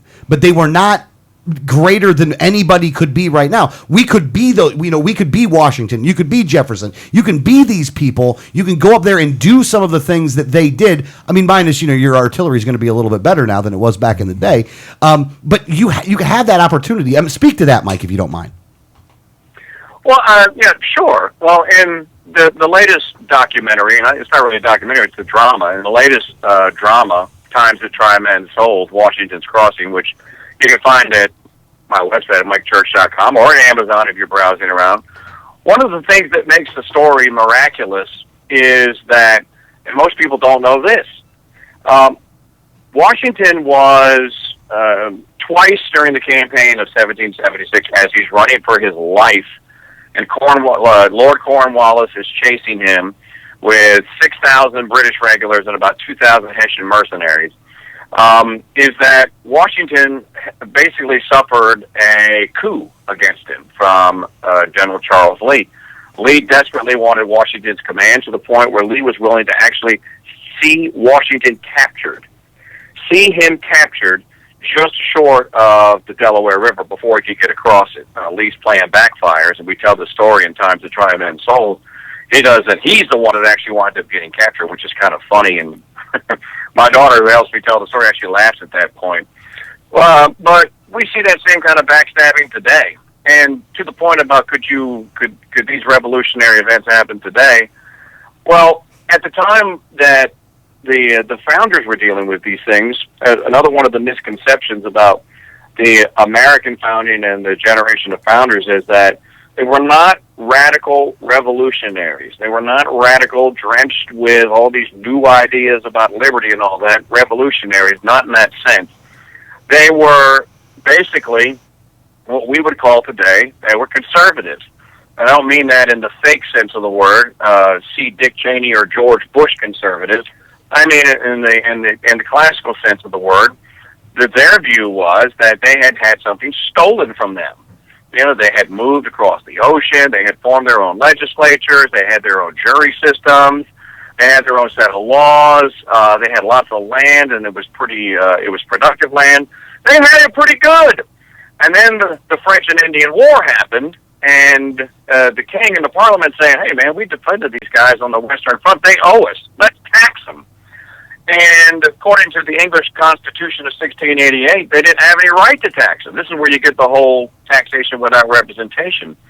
And so they were basically rebelling against that and saying, no, we wanted to go back to the way it used to be, which is, from my perspective anyways, that's pretty much what I hear most people that are so dissatisfied with their government today clamoring for. Can't we just go back to the way it used to be? So I think we are very similar to them. Unfortunately, there are not enough people that are willing to actually seize upon that and then attempt to do something about it, because they've been told, you know, Lincoln outlawed secession back in 1865. No one on earth is allowed to secede unless you're in the Ukraine or Crimea or the Sudan or something like that. So we just don't have the political courage to actually tackle our problems, be honest about them. The Union had its utility. It's too large. The country cannot be governed from one capital on one coast, 3,000 miles distant from other parts of it. Can't have representation at 790,000 per congressional district and expect a congressman to represent you. That's a joke. I don't expect my congressman to represent me because he can't. I know who he represents. He represents the corporatists. That's who that's who gets into Congress. So we actually are in a very similar situation to them. We fought wars, right, guys? Last 10 years, never any war. And now they're trying to ask us to pay for them, or trying to force us to pay for them, and then pay for one into the future here. And a lot of people like me and you guys, I'm sure many of your listeners are going like, I kind of didn't want to get in this war to start with, and I don't want to be any part of the one that you're trying to start with everyone else on Earth. Can we just kind of have a separation here, or you just relieve me from my duties? I'll go my way and you go yours. So we're facing very similar circumstances. To a long answer to a very short, that could have been a short one. So that's a great answer, by the way. And Mike, we got to take a break. Thank you very much. The website that you can go to mikechurch.com, and it's in the Founders Trading Post. The name of it is called Times That Try Men's Souls. You have a regular edition. There's a limited edition in there. There's a couple different things that are in there. And there's some other great, the story of the Constitution being written. I mean, there's a lot of other other docudramas that he's done. They're very entertaining. They're animated, so the kids enjoy them too. So these are, don't just get this one. Look through all of them because he's got a lot of great work there to be historically accurate and learn the actual stories that we're not hearing. And and you have somebody that's passionate about it, that put something together, that has respect for this, that is passionate about it, that made sure that they were giving the kind of respect that was deserved. And thank you very much, Mike, for putting these things out there. We really do appreciate it, sir. Pleasure is all mine. Thank you. I really appreciate it. And don't forget the map. There's a map in there, too, of the crossing and the retreats that no one ever published before. So I became a cartographer for about 2 months. A man of many hats. A man of many hats. You guys are too kind. Thank you so much. I appreciate it. My pleasure, Mike. You have a great day, sir, and we'll speak to you again. Semper Fi, brother. Back at you. Semper Fi, man. All right. That's the first time we ever had Mike Church on. I know. I've been on his show, but you haven't been on. Look, you know what the thing about it is that he has very interesting things that he brings up, and it's from perspectives that I never. I'm not that guy that does those things, so it's very interesting to be able to do that. But we have to go to a break, and then we'll come back to Brandon. Yeah, we'll have to take a break. We'll come back to Brandon. You're listening to the interview show, Liberty Underground.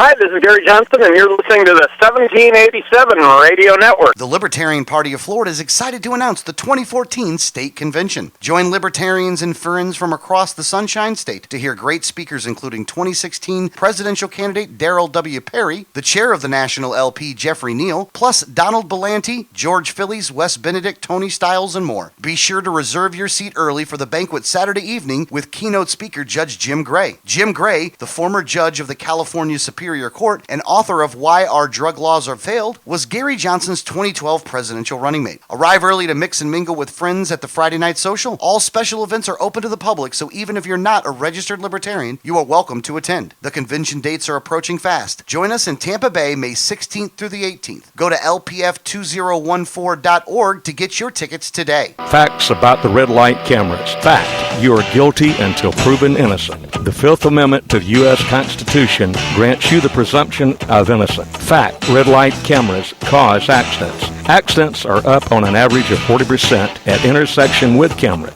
Fact, cameras punish technical foul violations. Over 80% of tickets are written when the red light is on, under 1/2 second. Join the fight at www.banthecams.org. www.banthecams.org. If you received a ticket in Florida, contact Oropesa Law Offices, 800-774-9883 or tacklemyticket.com. Attorney Oropesa understands the stress associated with being charged with a traffic ticket. In many non-criminal ticket cases, there may be no court appearance, no points, and no traffic school. Attorney Oropesa handles criminal violations, DUI, and license suspension matters. Don't face these serious legal matters alone. Initial consultation is free. Call now and you will be advised about any potential defense, constitutional rights violations, the possibility of having your driving privileges restored, or preventing a suspension from going into effect. If you've been classified as a habitual traffic offender, have a driver's license suspension matter, or a pending DUI case, call Oropesa Law Offices now so you can be advised about your particular case. Call 1-800-774-9883 24 hours a day, 7 days a week, or visit tacklemyticket.com. Main office in Pinellas County and serving all of the Tampa Bay area. Find out more at tacklemyticket.com. Mention Liberty Underground and get 25% off. Liberty starts with a like. Facebook.com. telecom.com/Liberty Underground. You know Going Postal offers shipping with UPS, FedEx, and DHL International, and they're a full-service post office. And Going Postal is not just your one-stop shop for shipping. They offer copying, laminating, faxing, packaging, and they even have a notary public service. Visit our friends at Going Postal at the following convenient locations: Palm Harbor at the corner of Tampa Road and County Road 1 in the Sweet Bay Plaza, St. Pete on 66th Street just south of Tyrone Boulevard near Publix, and be sure to visit their newest location at 35595 US 19 North at Alderman Road next to Publix in Palm Harbor. When the unthinkable happens, it doesn't matter if you save money in 15 minutes. It doesn't matter if your neighbor has the same insurance you do. In this moment, what matters is the quality of your independent agent and the company that stands behind them. Auto Owners Insurance has been recognized as highest in customer satisfaction with the auto insurance claims experience 5 years in a row by J.D. Power and Associates. For award information, go to jdpower.com. Call Row Insurance in Newport Richey today at 727-376-0030. And we're back. Liberty Underground Show. 1787network.com is the website. Go ahead and check that website out while you're messing about. So many different websites up for guests today because we're very unprepared to have so many interviews. Were you kind of looking at another website for a second? Yeah. That happened I'm like, to okay, me hold too. on. What's Brandon? TheGlobalDispatch.com. Let me make sure I get to this one next. Which is nice, though. It's nice getting to Brandon because, Brandon, his perspective, his take on things, I really do enjoy and love having the back and forth with him. I just always think it's always a good time. Brandon is on. He's from the Global Dispatch. Brandon, how are you, sir? Oh, I'm very blessed. How is everyone? If I was doing any better, they find a way to tax it and regulate it. Sounds good. That's what they'll do. Be careful how you say that. Give them more ideas. Gave them ideas. Yeah. Sorry about that, guys. I didn't mean to do that. So Brandon, what's been the big thing that you've been focusing on this week? Well, it's really kind of been a nice, fun week for us. We've kind of backed off a little bit of some of the heavier stories, but I tell you, let's start with Benghazi because last week we talked about the emails and the Jay Carney response that the quote, Benghazi emails and memos not about Benghazi, and then they followed up last weekend after the show we had where, one of the former members of the administration goes on Brett Baer's show on Fox and says, "Hey, dude, that was like 2 years ago." So, dude. It was 2 years ago. Another little buzzword brought to you by the Obama administration. They just give us radio gold lately. Like, I don't know whether to be mad or thank them. Yeah, I don't know how you just don't string them together to just make a commercial where it's just, and your message, your campaign just needs to be, they just speak for themselves. Yeah, that's true. Now, when it comes to Benghazi, though, there's a lot made on these emails and a lot of the other stuff that's going on with Benghazi, but there's definitely been a holding back no matter what. But what do you think that the real, because I think you know the answer, what the answer I'm looking for here, but what do you think is the real story here that they're trying to hide? Well, I don't think it's a secret anymore. I think also you have a couple sources that have come out and confirmed things that, we've talked about on this show, and I've said it from the beginning with sources that we'd worked with, and they're running guns, and they're moving guns around. Those guns went to the hands of terrorists. It would have been linked to the administration in the middle of a campaign. The last thing they wanted to do at this time, if someone could rewind their memories, they would know the last thing they wanted to do was even bring any sense of foreign policy into the national debate. That was not a topic of discussion during that time frame. It was probably the weakest aspect of the Obama administration's campaign. The last thing they wanted to do was have Benghazi, number one, turn into the scandal in the wake of the election, and more than that, bring to light the amount of conspiracy and backdoor dealings that were going on with the State Department and the Pentagon. And of course, we know the president didn't take any of this seriously. He met with Leon Panetta at 5 p.m. on the day of the attacks. Basically, just didn't do anything else about it. He was not involved with Situation Room decisions. He was preparing for the campaign. There was a fundraiser in California. So the next 48 hours, until he appears in a rose garden to give a speech to blame a YouTube video, he was hands off, and they don't want any blood to be on his hands and his reputation and his legacy. Yeah, and so the real thing here is that they were, and this isn't the first time that they've done this.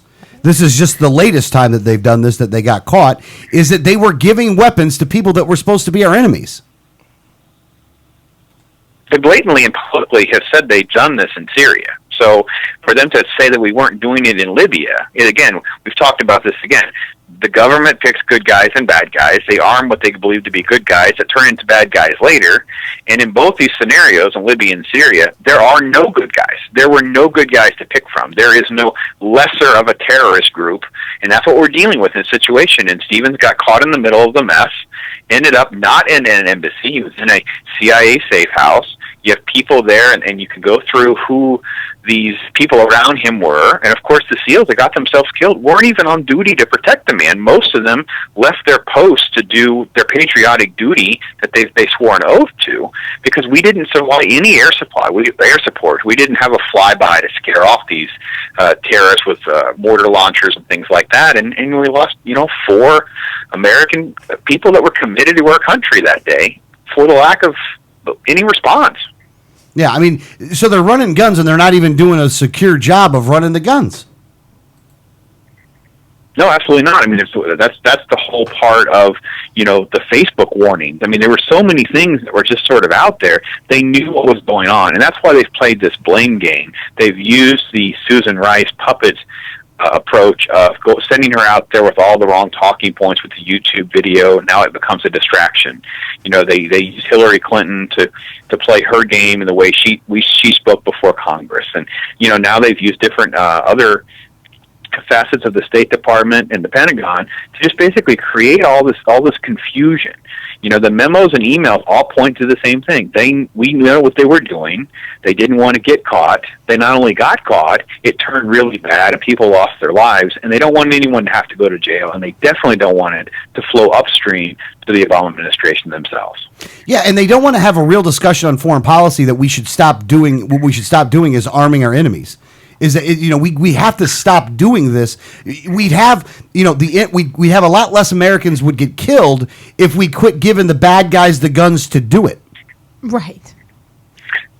Well, and that's not going to happen from either side. I mean, John McCain and Lindsey Graham go to Egypt, and they're talking about arming the same people that are now blowing things up. So neither party is going to go down that road and have a legitimate conversation, because there's basically at this point, there's profit to be made. There's things they can do, and then they believe in a righteous indignation that this is the kind of thing that they need to do. And it doesn't matter what party it is. And when you think about how the stereotype of the Bush administration was and their foreign policy, and the bulldozer mentality of how they handled Iraq, the Obama administration has done the worse by working in the cloak and dagger approach to things. It's worse because they're actually giving the weapons to known terrorist groups, and al-Nusra is the latest one in Syria.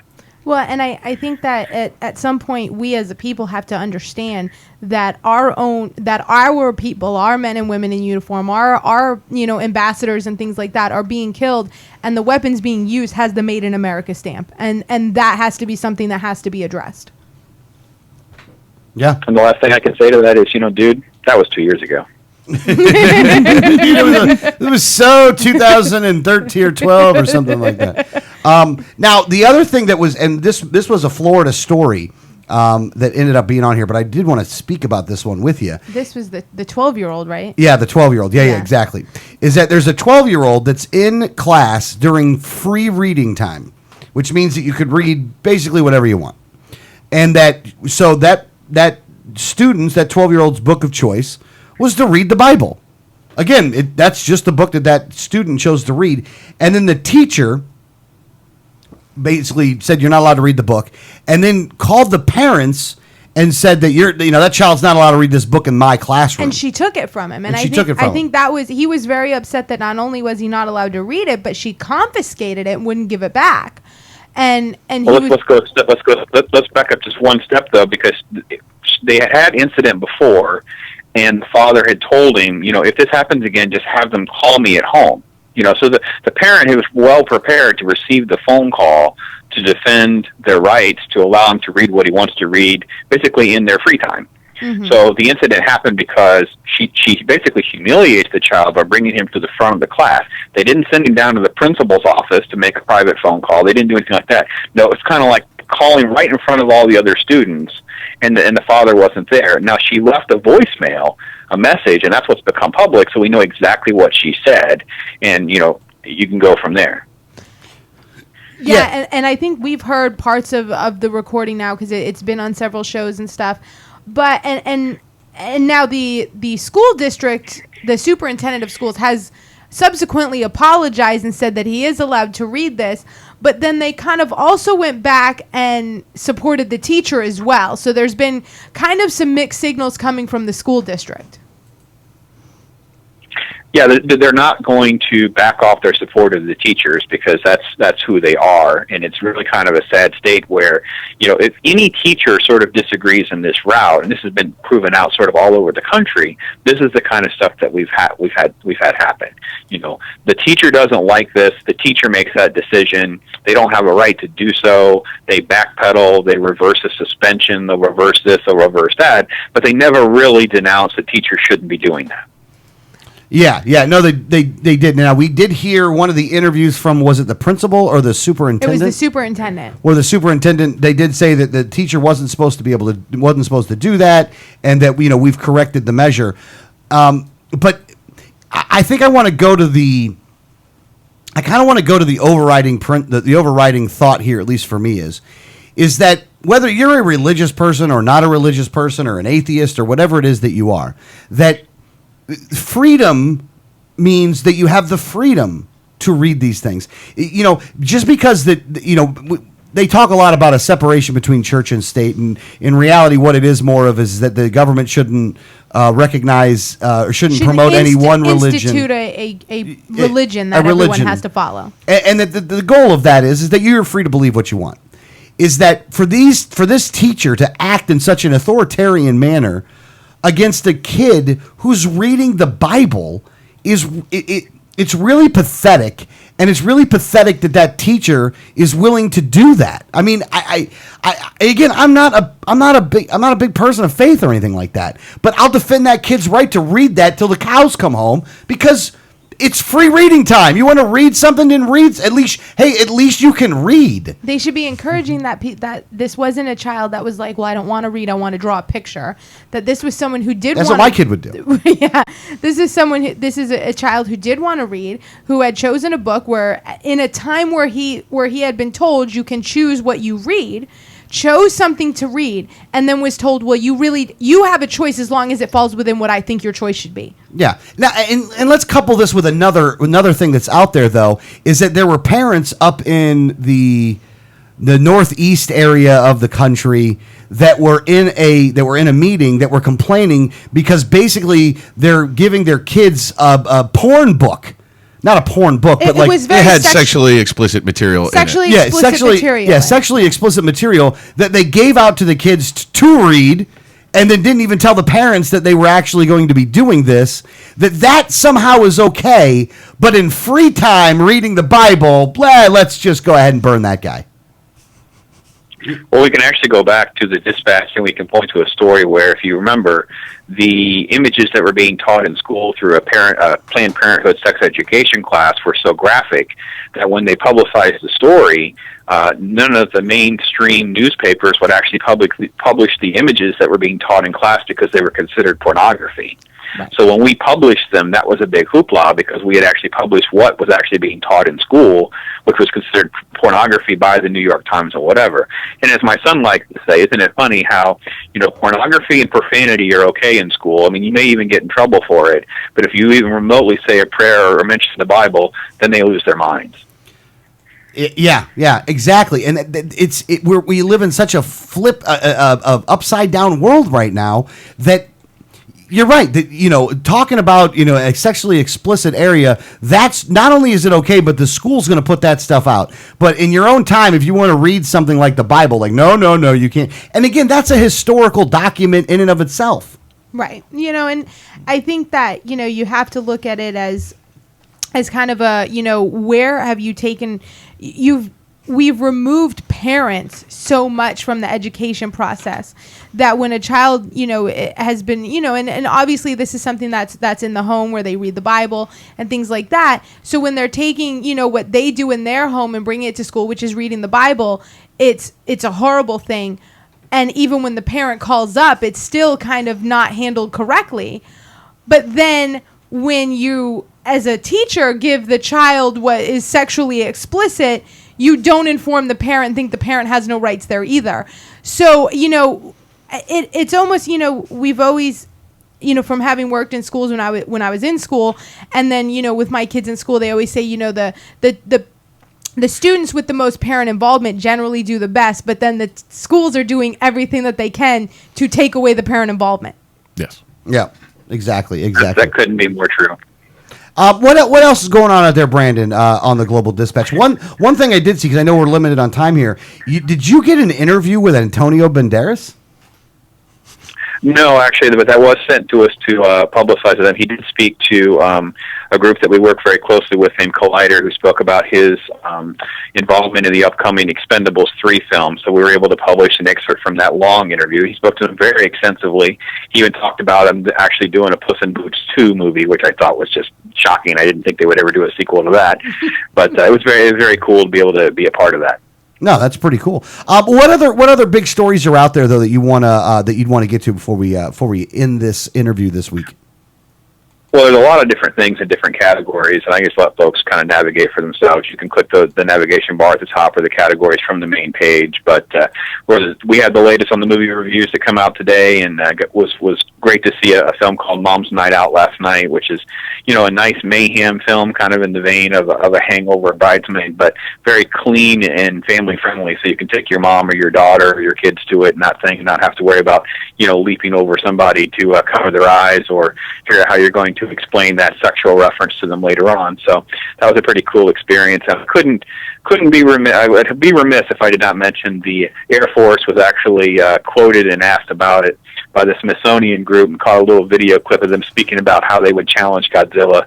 It's very laughable and funny, kind of in the vein of the Walking Dead CDC documents that they published a few years back. But it was kind of a little fun thing in the wake of Godzilla coming out next Friday. No, that is pretty cool, actually. That is a good time. And I love that the Global Dispatch gives me all my Big Bang Theory news. Yes, always up to date on the Big Bang Theory news. Always good. So I appreciate that. That one's a pretty big favorite in our house. I mean, I actually think I would challenge just about anyone to a round of some Big Bang Theory trivia. I think I can hold my own.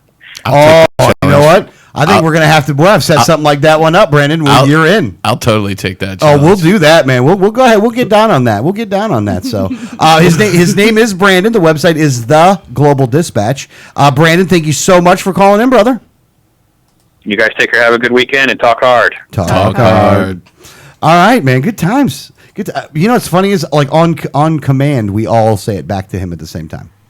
Well, yeah, I mean, we've, that's kind of our thing now. We kind of done this once or twice. yeah, exactly. This ain't the first time we've been here. This ain't our first rodeo. Okay, guys. Well, look, the hour is coming to a close here. Was there anything else that you guys wanted to get to that we wanted to make sure that we talked about in the second hour? No, I mean, I definitely wanted to make sure that, we keep talking about District 13, as much as I thought we were going to be focused on other things. I think that the most important thing to Pinellas residents is going to be the District 13 race. They have another chance at electing someone that really is going to represent them, and I want to remind them as much as possible to go out and support Lucas Overby. Absolutely. And also in Pinellas County, what we're doing tomorrow, the Libertarian Party of Pinellas County, we're helping with the Stamp Out Hunger Project. Tomorrow from 4 p.m. to 9 p.m. We'll be at RCS. That's at 503 South Martin Luther King Jr. Avenue in Clearwater, Florida, collecting food and helping this food bank gather up food to help the people in Pinellas who need that help. Voluntary ways in order to make things happen. Beautiful. Now, let me say this, and we're going to talk a lot about a lot of elections that are going to be happening for the people in Pinellas County. But you guys had an opportunity to make history, and I know that it didn't end up happening with Jolly. But let's not dwell on the past. Let's focus on the future. You in Pinellas County will have the opportunity to vote for, in some areas 3, and in some other areas even 4 libertarians on the ballot. So you have 4 different. For governor, you got Adrian Wiley, and against Kristen Scott. I know it's hard to tell the difference. It's almost Yeah, like one it is hard to entity. tell the difference. So what you have here is you have the ability to change the direction of Florida with Adrian Wiley. You have the ability when it comes to Bill Wolsifer to be able to ensure that we have somebody that's in the Attorney General spot that will do the right thing, that can do some really unique things as Attorney General. And you also have the opportunity to send somebody to Washington, D.C. that's a game changer in Lucas Overby. And then you have Tony Casso running for State House or State Senate against Jack Latvala. And again, we like Jack on a craft brewery thing. That was one thing we liked him on. Not nearly enough to support him at all anyway, other than that, though. So that's over with. We're happy that we're happy that you stood on the right issue on the craft brewery. You're wrong on so many other things. Tony Casso is who you want to go for down there for State Senate against Jack Latvala. And we'll mention Norm Roach because Norm Roach has been a really good guy. And you got Norm Roach. You got a lot of good people running for office in Pinellas County. Do the right thing. Don't do the wrong thing. Do the right thing. Vote for these people. Don't worry about the carpetbaggers, the Special Forces carpetbaggers that are coming from the other side. Right? Don't worry about the blonde bombshell. You can look at pictures of Pam Bondi all you want to. You don't need her in the AG spot. Don't worry about the ambulance chasers employee Charlie Crist, and don't worry about Rick Scott. These guys are not good for you. I'm telling you. I already know.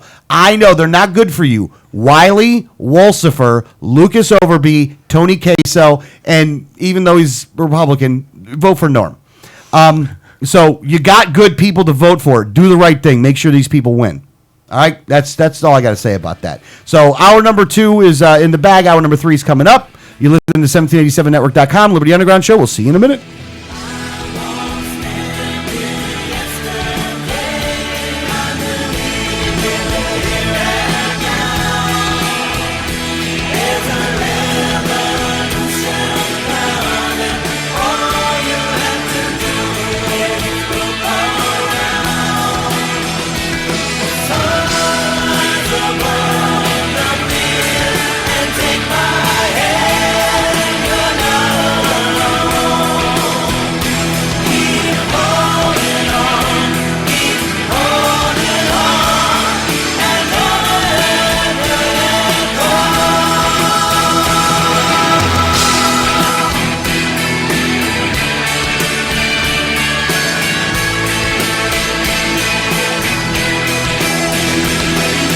Hi, this is Gary Johnson, and you're listening to the 1787 Radio Network. The Libertarian Party of Florida is excited to announce the 2014 State Convention. Join libertarians and friends from across the Sunshine State to hear great speakers including 2016 presidential candidate Darrell W. Perry, the chair of the National LP Jeffrey Neal, plus Donald Belanti, George Phillies, Wes Benedict, Tony Stiles, and more. Be sure to reserve your seat early for the banquet Saturday evening with keynote speaker Judge Jim Gray. Jim Gray, the former judge of the California Superior Court and author of Why Our Drug Laws Are Failed, was Gary Johnson's 2012 presidential running mate. Arrive early to mix and mingle with friends at the Friday Night Social. All special events are open to the public, so even if you're not a registered libertarian, you are welcome to attend. The convention dates are approaching fast. Join us in Tampa Bay, May 16th through the 18th. Go to lpf2014.org to get your tickets today. Facts about the red light cameras. Fact, you are guilty until proven innocent. The Fifth Amendment to the U.S. Constitution grants you the presumption of innocence. Fact, red light cameras cause accidents. Accidents are up on an average of 40% at intersection with cameras. Fact, cameras punish technical foul violations. Over 80% of tickets are written when the red light is on, under 1/2 second. Join the fight at www.banthecams.org. www.banthecams.org.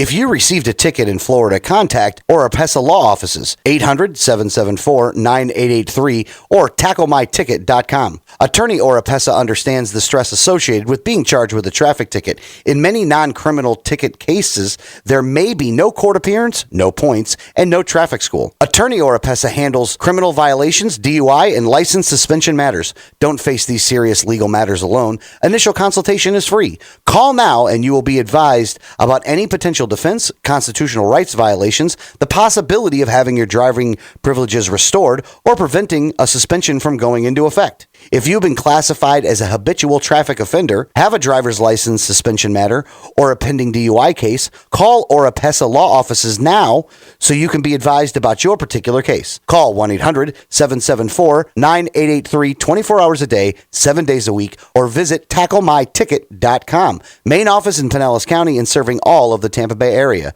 Find out more at tacklemyticket.com. Mention Liberty Underground and get 25% off. Liberty starts with a like. Facebook.com/Liberty Underground. You know, Going Postal offers shipping with UPS, FedEx, and DHL International, and they're a full-service post office. And Going Postal is not just your one-stop shop for shipping. They offer copying, laminating, faxing, packaging, and they even have a notary public service. Visit our friends at Going Postal at the following convenient locations: Palm Harbor at the corner of Tampa Road and County Road 1 in the Sweet Bay Plaza, St. Pete on 66th Street just south of Tyrone Boulevard near Publix, and be sure to visit their newest location at 35595 US 19 North at Alderman Road next to Publix in Palm Harbor. When the unthinkable happens, it doesn't matter if you save money in 15 minutes. It doesn't matter if your neighbor has the same insurance you do. In this moment, what matters is the quality of your independent agent and the company that stands behind them. Auto Owners Insurance has been recognized as highest in customer satisfaction with the auto insurance claims experience 5 years in a row by J.D. Power and Associates. For award information, go to jdpower.com. Call Row Insurance in Newport Richey today at 727-376-0030.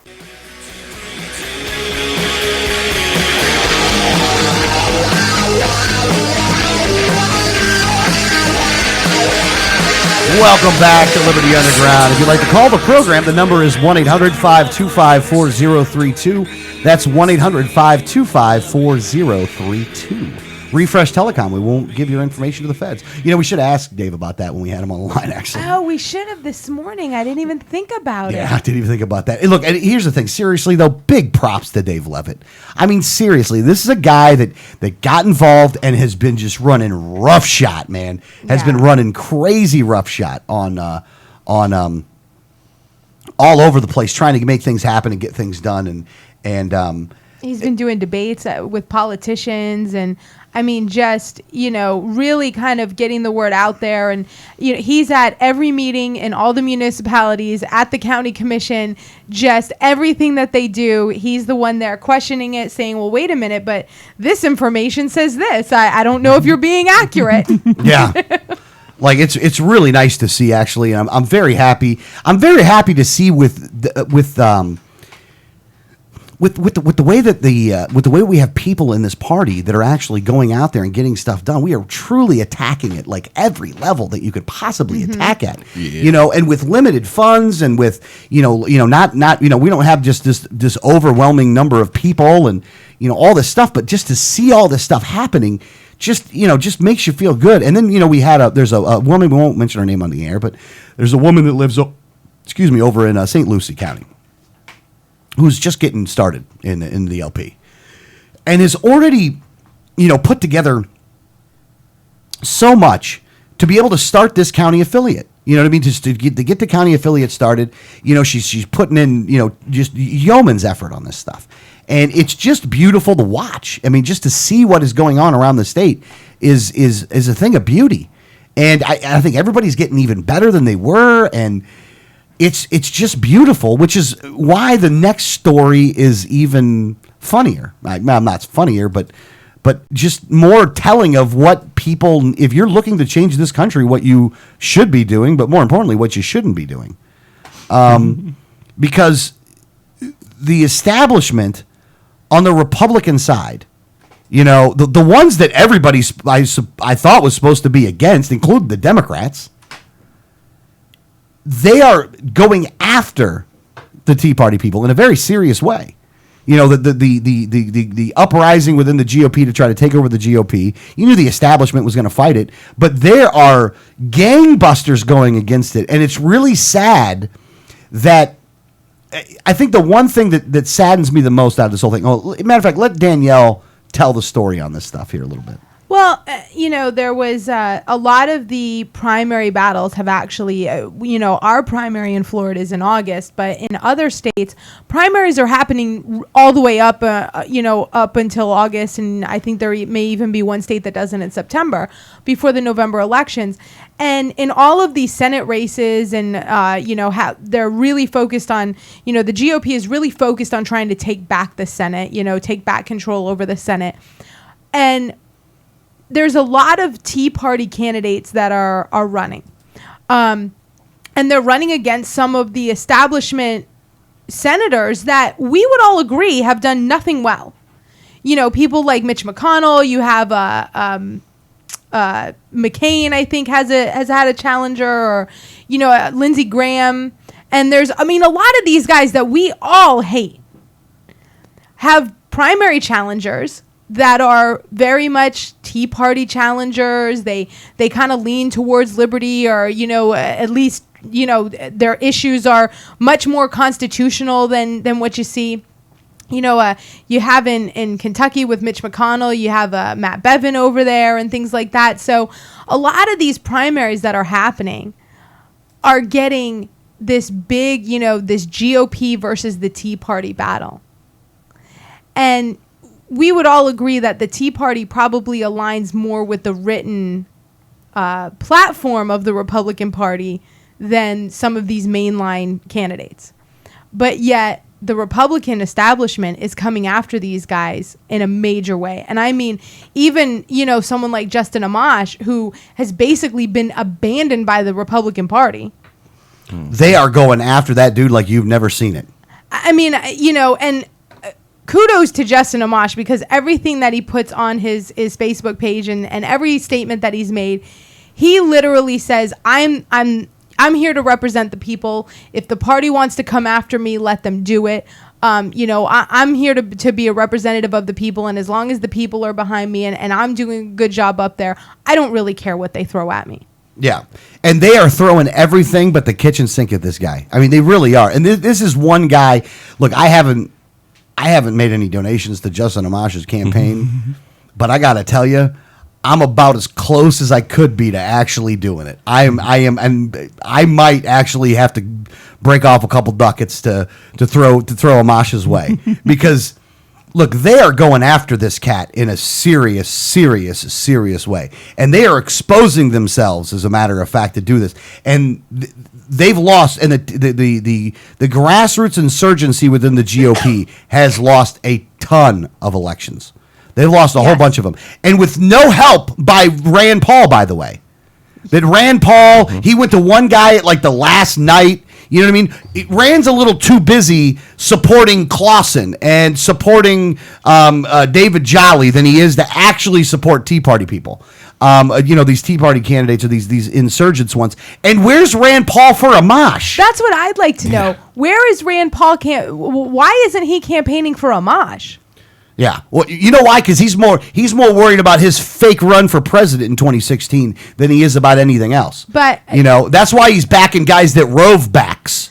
I mean, that's it. I can even understand where he's like, well, we have this, and they have this pact where you don't go after, incumbents, which I don't agree with. I think if an incumbent, but they're breaking that rule with Amash. But even, he could say, well, I have to back Amash because he's the incumbent, but he doesn't do anything for Justin Amash.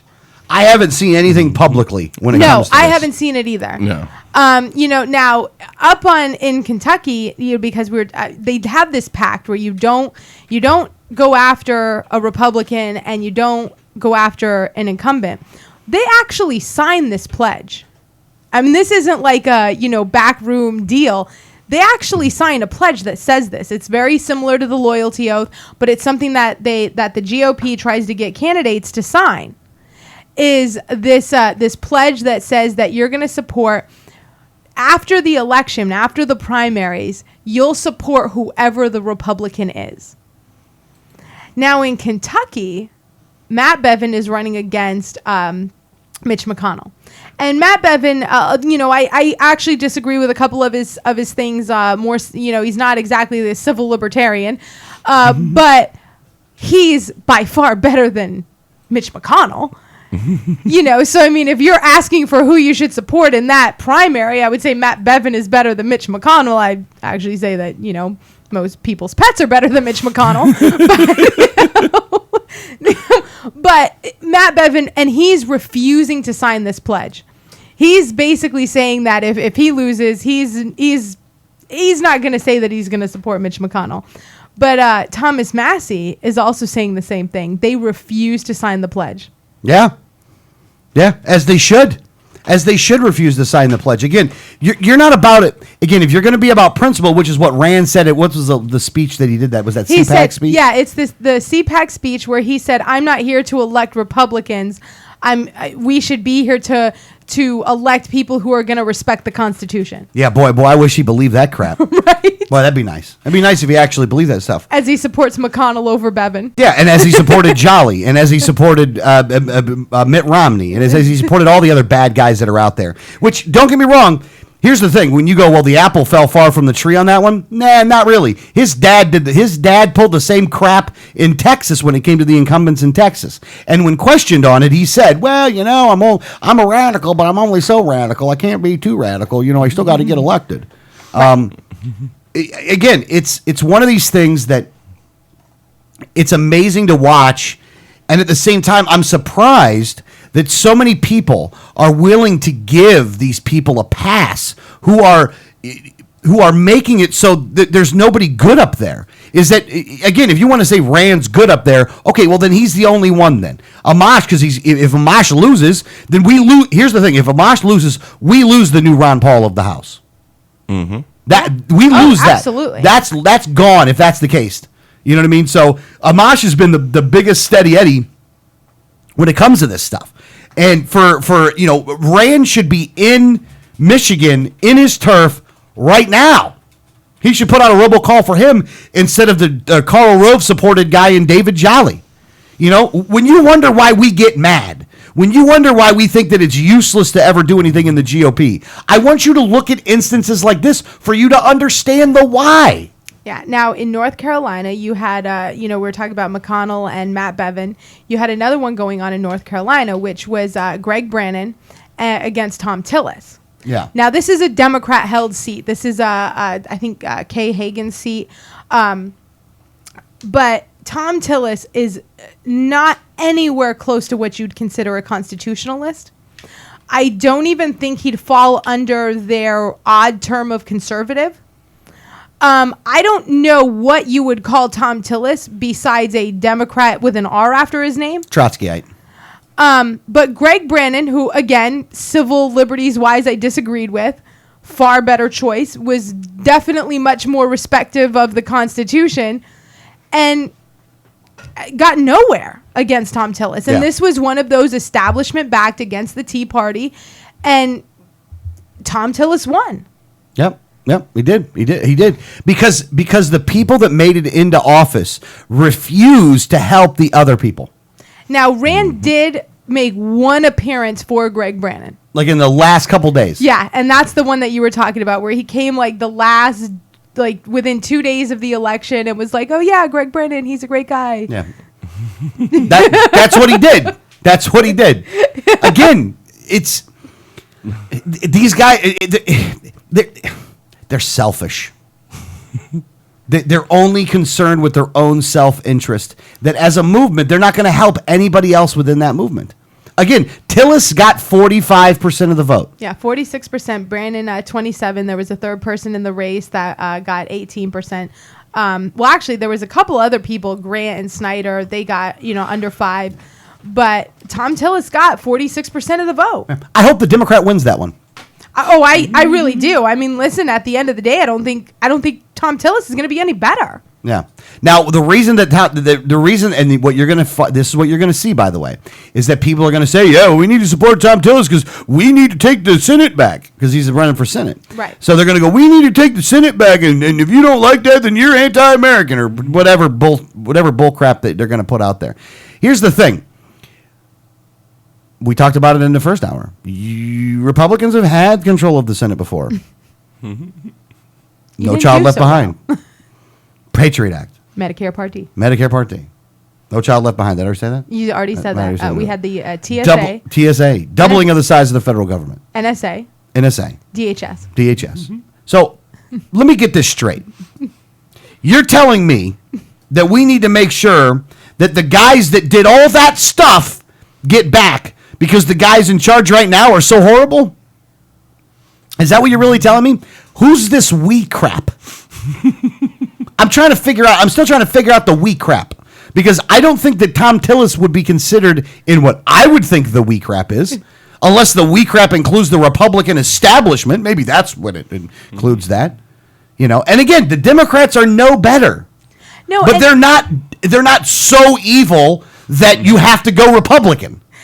What happens is you hear about this in the media as the Republican Party and the Democrat Party battle for control of the Senate and the House. And it is absolutely true that those two parties are battling for control. What happens is the people, the everyday Republicans, the everyday Democrats, feel like they're part of that. So they're like, yeah, we have to take control. Listen, you are not going to get control of anything. Nothing. Because they're going to do everything you hate. Because you didn't elect them.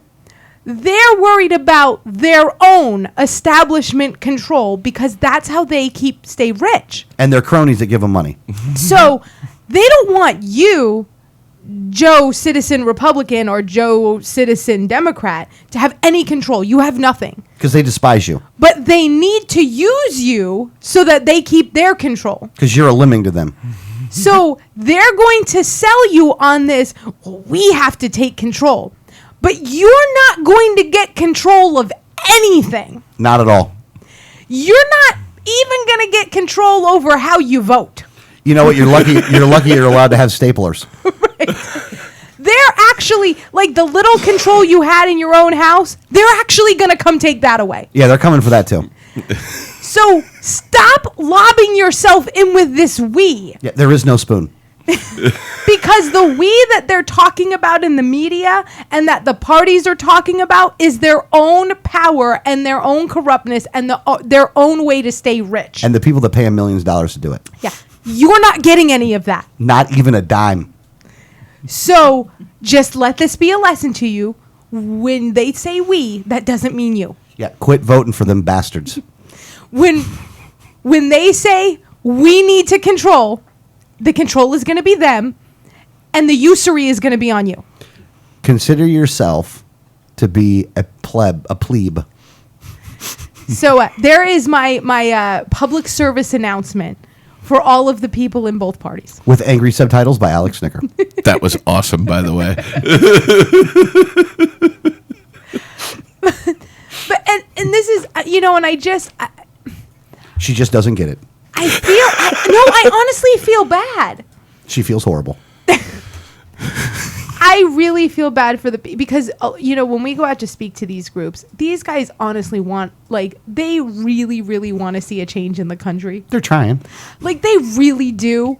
And they're just like, but they keep using this word we and these words like control and things like that. And you just want to shake them and be like, even if they win, you won't have anything.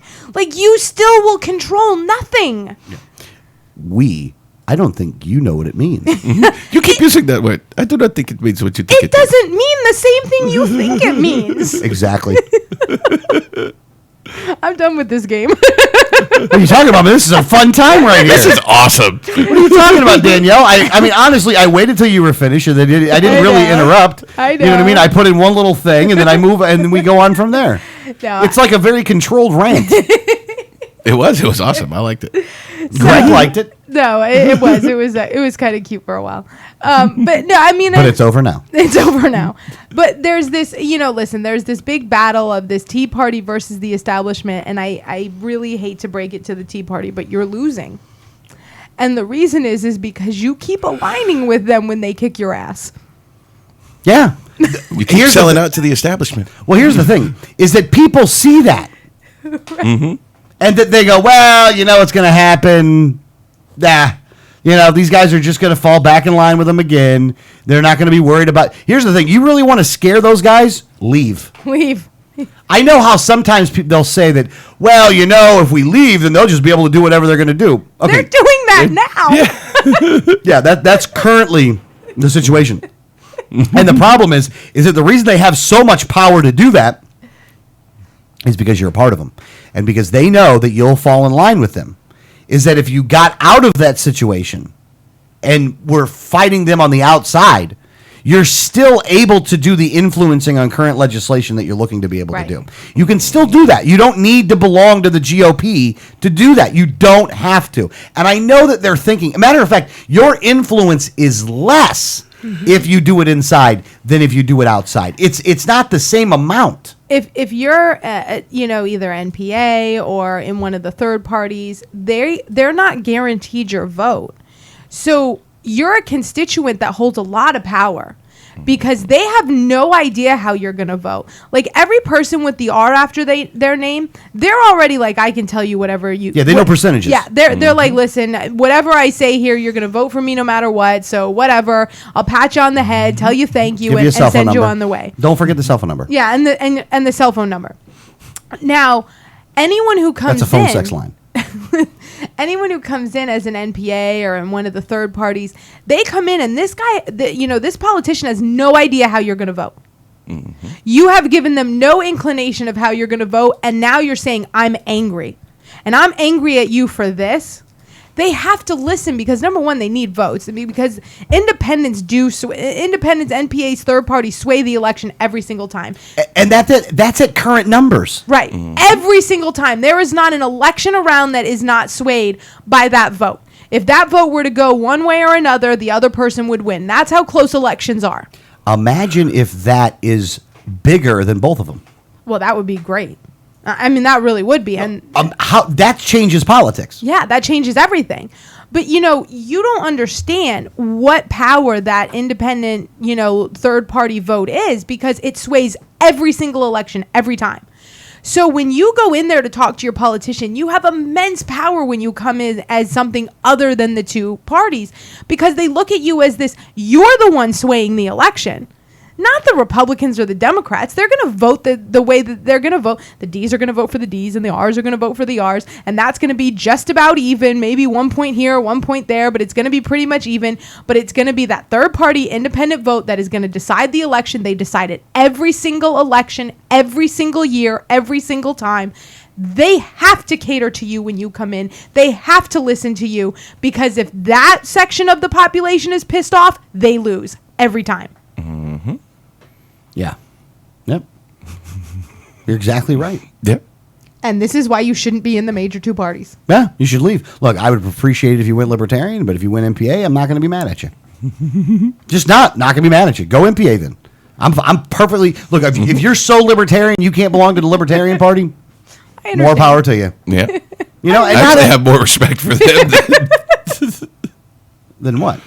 The people people who is that what you're saying? You're a party. Libertarian too, guys. So you're in the boat, man. I am, and you ain't getting out of the boat this time. I'm What telling you that right now. No, you ain't doing it. Go ahead, and try. Go ahead, and try. See if you're gonna make it right. I will violate the nap on your ass. Which is why you have to be careful of the libertarians who are not a part of the Libertarian Party. They will violate the nap there. They did not sign it. They can punch you in the face at will. That is the advantage of being a libertarian and being a registered NPA. It's a very good point. Okay, I'll give you that one. I really have not thought about that advantage on maybe that. I should go NPA. You really just gave me a really something to think about there. Wait a minute, that means I didn't sign the nap? You can be a libertarian and not sign the nap. Huh. I know. I've said this before, and I'll say it again. I think that we will be able to fix politics when the registered voters look something like this. 10% Republican, 10% Democrat, 10% Green, 10% Libertarian, 60% MPA. Yeah. That's when I think things get fixed, because it doesn't give any one of those parties an advantage. Yeah. That you have to genuinely win in the arena of ideas.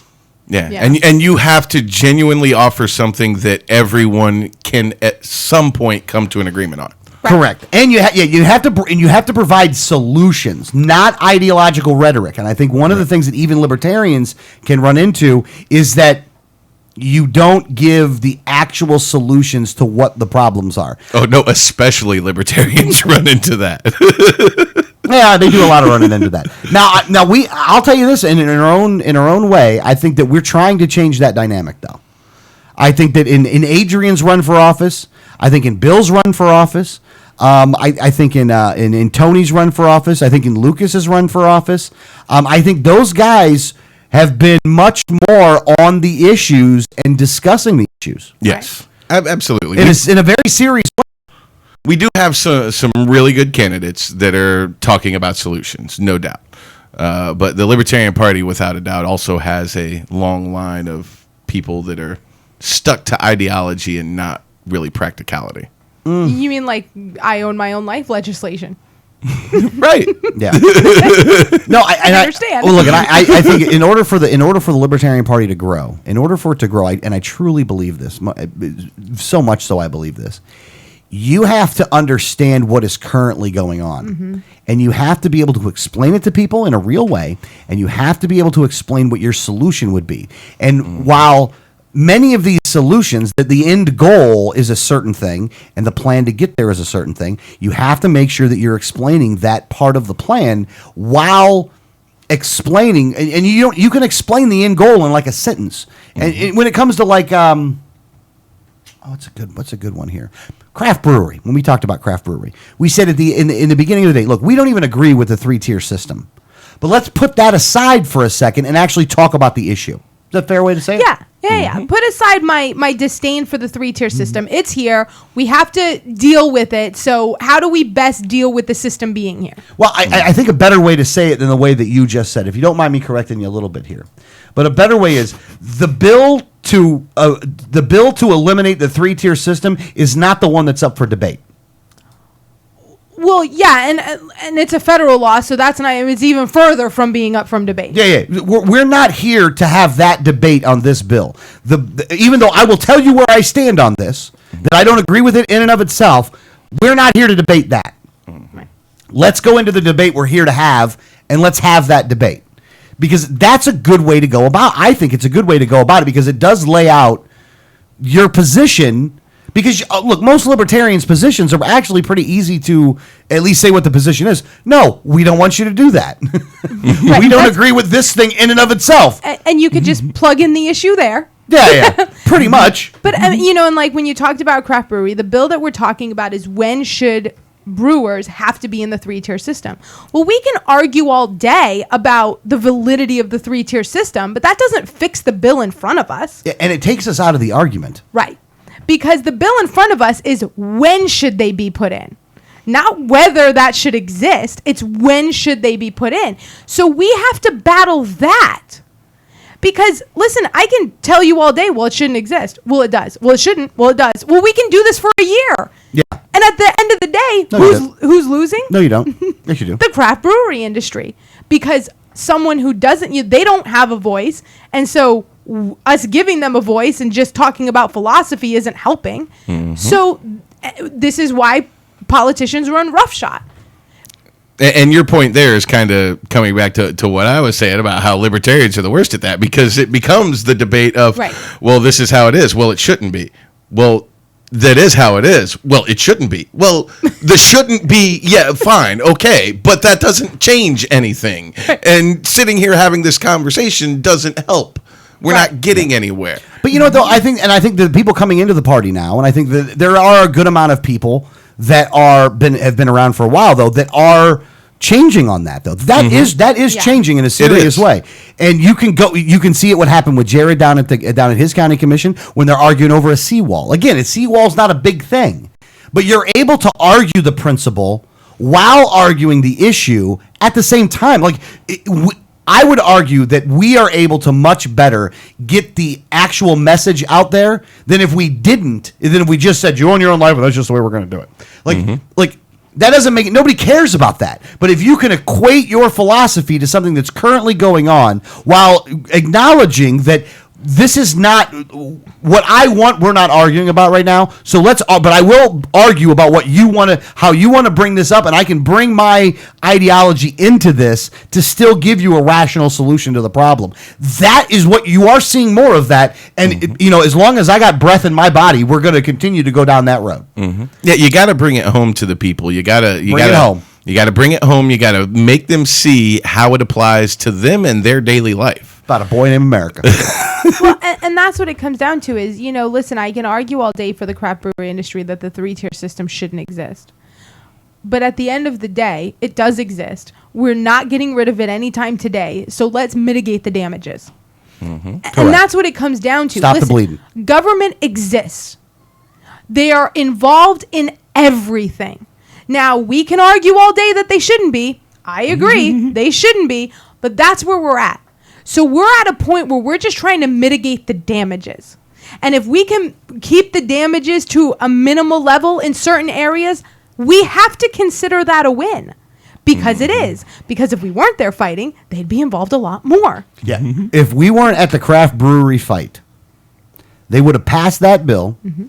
There would have been none of the changes that they even tried to make. Because they did try to... When that bill started...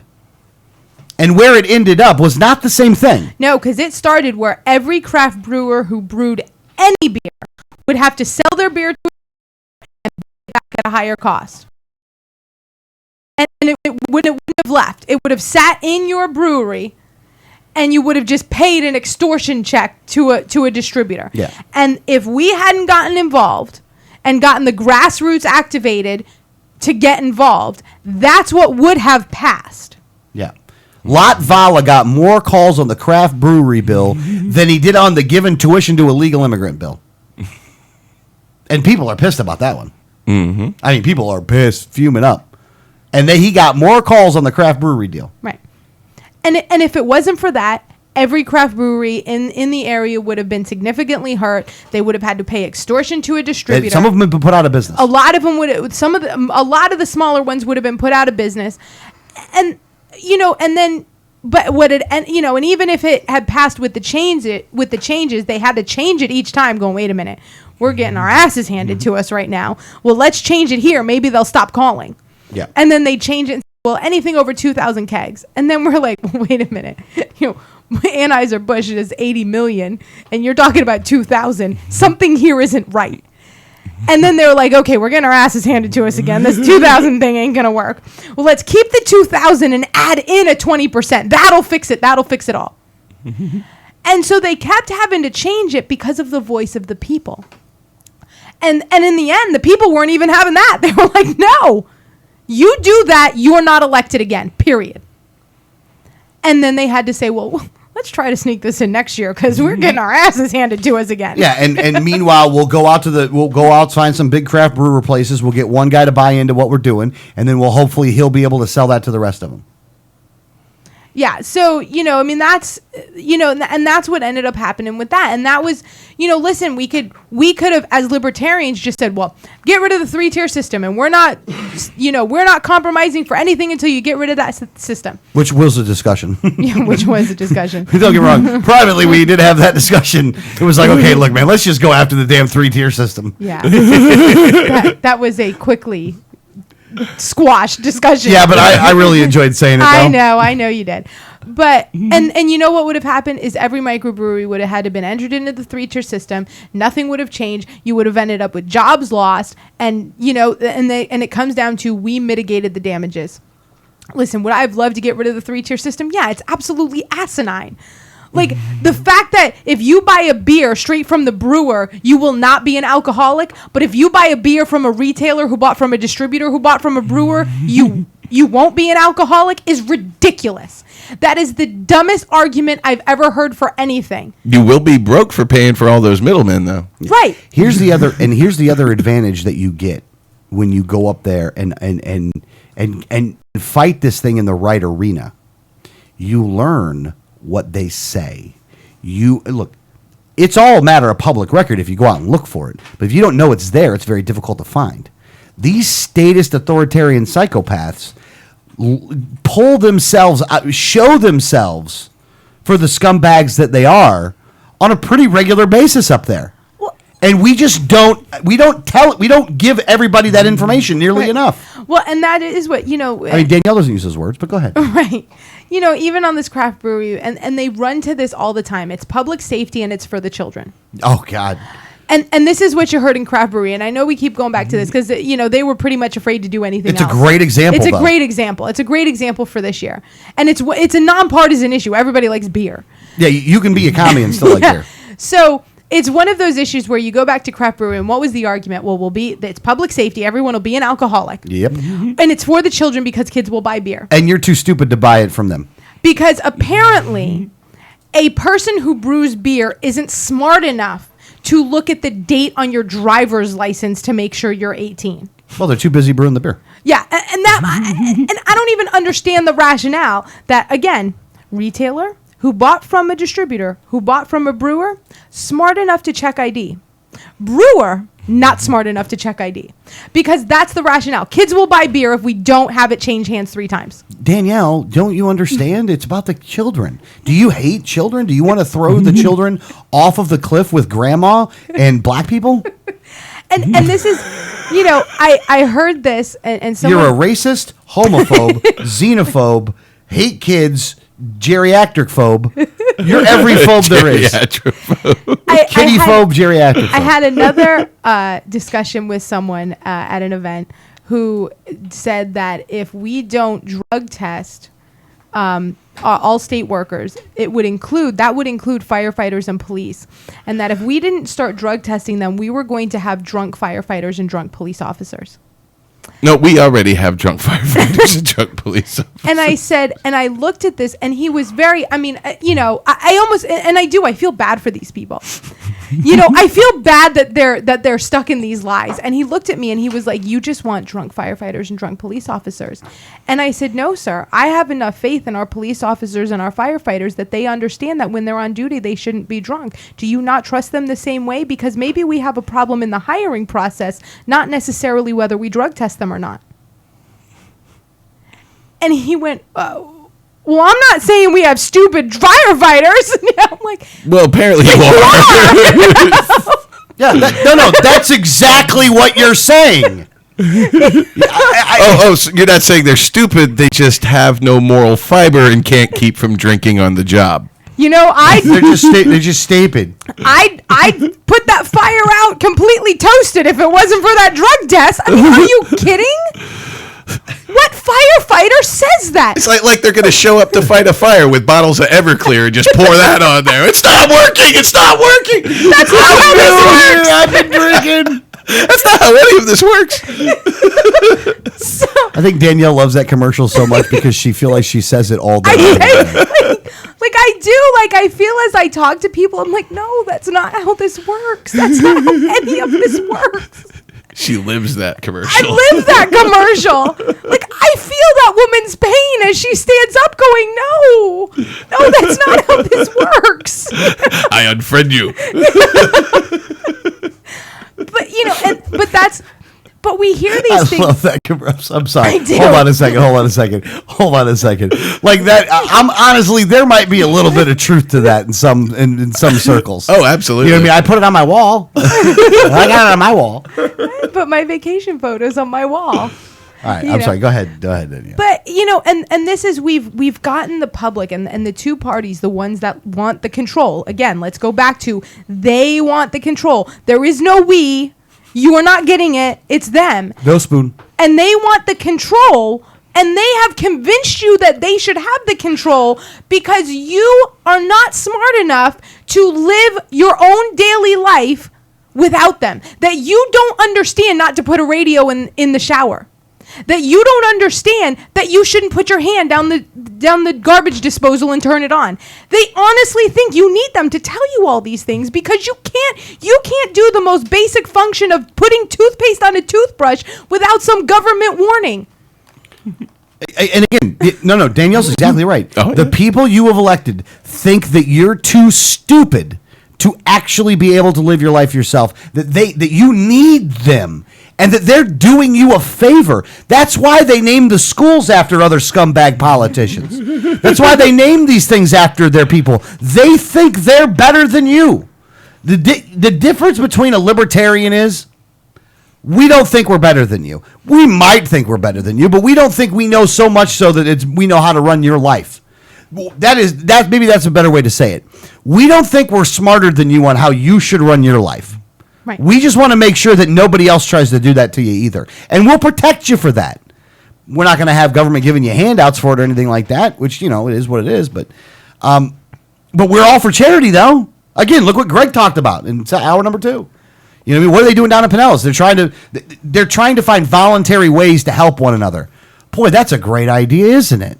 Yeah. Libertarianism in action. It's just one of those things that they want this control because they sell you. It's not even that they think that you don't know how to put toothpaste on your toothbrush, is that they've convinced you don't know. Yeah. Like, that's the bigger problem here.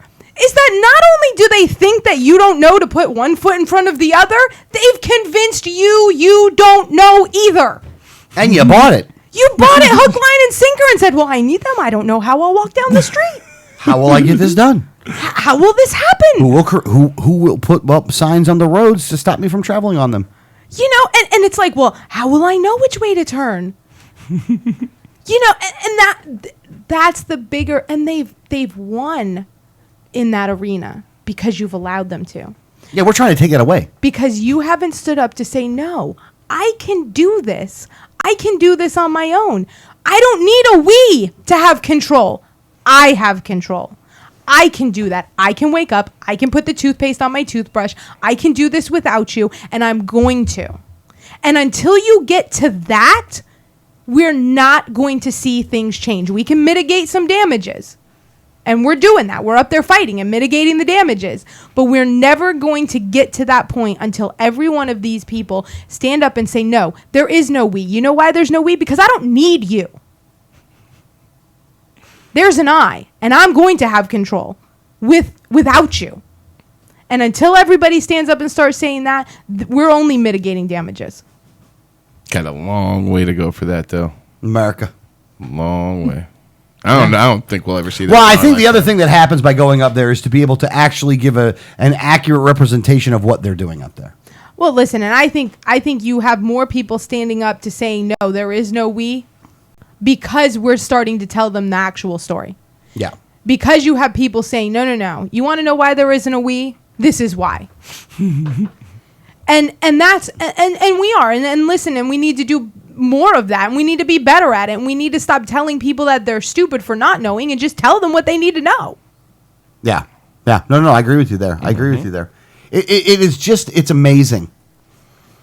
But I'm glad that the truth is starting to come out more, and I'm glad that, in a weird way, Tallahassee and the local city councils and all these other things are having to make the information more accessible. Because of technological advancements, when it comes to websites and tools within websites and different kind of, applications that are able to identify exactly the information you're looking for and to be able to extract that information. And because they're videotaping all of this and they're doing all these things, we're able to much better tell the story than we have in the past. And I think we have some people that are very much focused on it. I know that we're definitely focused on what they're doing up in Tallahassee. So I'm glad that those things are happening. I would wish that they happen quicker, but I'll take it for what it is. Yeah. I mean, and we have, and I saw this, and I actually thought that this was, I almost thought, I thought it was sad and funny all at the same time, is that you had 2 people arrested this week for basically a security breach at the White House. Oh, yeah.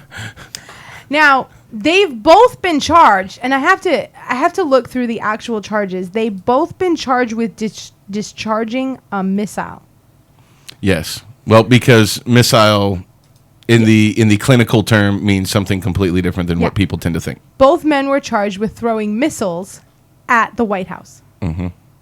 Because one threw a piece of paper over the fence, and another one threw a cassette tape. Mm-hmm. And they were both arrested and charged for this because of this major security breach. Because it was a cassette tape and a piece of paper. Now, a third person was actually also arrested at the White House. And it was considered a security breach to the point of it created a lockdown. The person he drove his Honda sedan. He basically trailed a motorcade and ended up in a restricted area on Pennsylvania Avenue. But he had security clearance to go. He ended up basically in the driveway to the northwest gate of the White House. And he only had a pass to get into the Treasury Department. So you would say, well, he was in the wrong place. Why was he in the wrong place? Yeah, the driveways are next door. He made the wrong turn. He turned one too quick. Well, throw him in prison. And he's in jail. He went to jail for this. Like, honestly, the guy went to jail and the whole White House was put on lockdown because he turned one driveway too quick.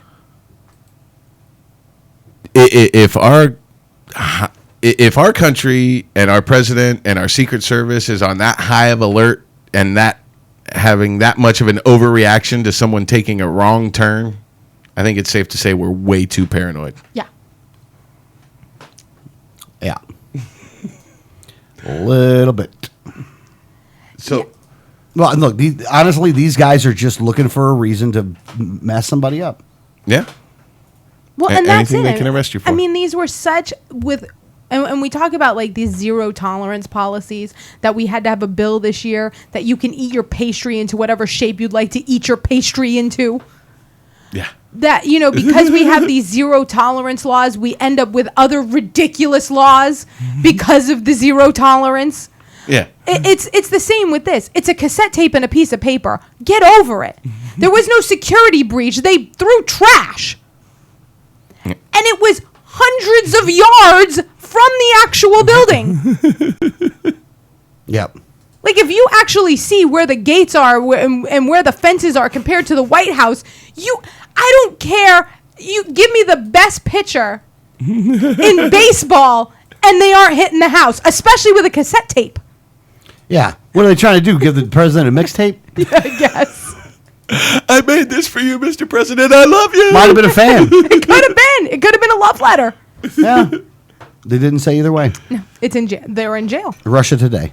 It's just an infinite loop of Phil Collins in the air tonight. I like that song, Greg. Everybody likes that song. What are you talking about? What are you doing? Don't be making fun of Phil. I'm not making fun of Phil. Don't make fun of Phil, man. Don't come in here and just start making fun of Phil Collins like Phil it's okay. Collins. I love Phil Collins. I bet I like Phil Collins more than you. I went to his last concert. You got me there. Touche. You got me there. Damn it. All right. Well, we got 10 minutes left. What are we going to do? Well, I have go ahead. Well, I breaking news just out this morning.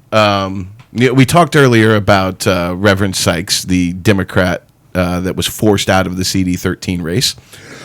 Basically forced out by the chair of the Democrat Party in Pinellas County. The racist. Who has now publicly released a statement regarding the public voicemail that I don't think he meant to go public. Kind of long-winded, says a lot without saying anything, and through the course of it, never apologizes. He regrets saying it. He just doesn't apologize for it. Yeah. He talks about how being the chairman of a political party isn't easy. And that is true, by the way. Mm-hmm. I got to tell him that. I feel him on that one. Yeah. But he basically says, and if I thought I did something wrong, I would apologize. Mm-hmm. So, if he felt that he had done something wrong, he would apologize. I like this statement here. The word that many are looking to hear is an apology. The question is whether I will be seen as stronger for offering an apology or for accepting the difficult task of leadership and facing the consequences of speaking the truth. Basically, what he's saying is that Sykes shouldn't have been running. Right. He's saying, look, because that black man didn't know his role. I was getting pressure from above to force this man out. I can't apologize for that, or they're going to force me out. So I'm just going to let you know that he was forced out, and I kind of feel bad about it. Yep. But I'm not going to apologize. I love the meme I'm going to create of Mark Hayseed. Hennessy. Hayseed. Mark Hayseed, that is going to label him what he really is, a racist. It was, you guys want to use the race card? Guess what? That's about to get played on you, punk. Democrats are more racist than the Oh, they absolutely are. as far as Mark the party. Hayseed is a friggin' racist, bottom line. He says, it was my personal respect for him that obligated me to tell him something he did not want to hear but needed to hear. That he doesn't know his role. Yeah, I heard that voicemail, and it was just oozing with respect. Yeah. It was just any if he was just any unknown or unviable candidate, I would not have extended myself that way. Yep. You know, the fact that you had to say that showed that he was viable, actually. Reverend Sykes can rest assured that he has my respect and that I wish him well in any endeavor he pursues. Clearly, except for the CD13 race. The actual one he was pursuing. You know, he did have an endeavor that he wanted to pursue, and you told him in a very disrespectful manner not to do so. So clearly you respect him and wish him well in any endeavor he pursues. It was just the pressure of the job. Yeah. Let me guess. Next, he's going to be going to Coke and blaming it on Obamacare. Oh, God. You know, this doesn't get any better than this, by the way. This really doesn't get any better than this. I actually was thinking the same thing. Has he, talked to, Trey Radle's Coke dealer or something? Listen, you can totally buy this stuff. Just blame it on the pressure of the job. Yeah. They'll never know. Honestly, by the way, the Democrats of Pinellas County are meeting on Saturday, May 10th at the Hilton Carillon Park at 950 Lake Carillon in St. Petersburg. The keynote speaker is Governor Charlie Crist. The reception's at 6. The dinner's at 7. I can't make this call just yet because I got to get approval for something like this, but I'm going down there to call them all racists. Oh, please let me come with you. Please let me come with you. Can we do it only in the capacity of the network and not in any part of the party at all? That way we could just do it. I'm going down there as an individual. Okay. Yes. Going down as Alex Nick. I'm going down there as an individual. And you know what? We're going to lump in. You know what? I'm not saying anything more. I'm keeping it quiet for now. Let's move on. I'm going down as a CD13 constituent.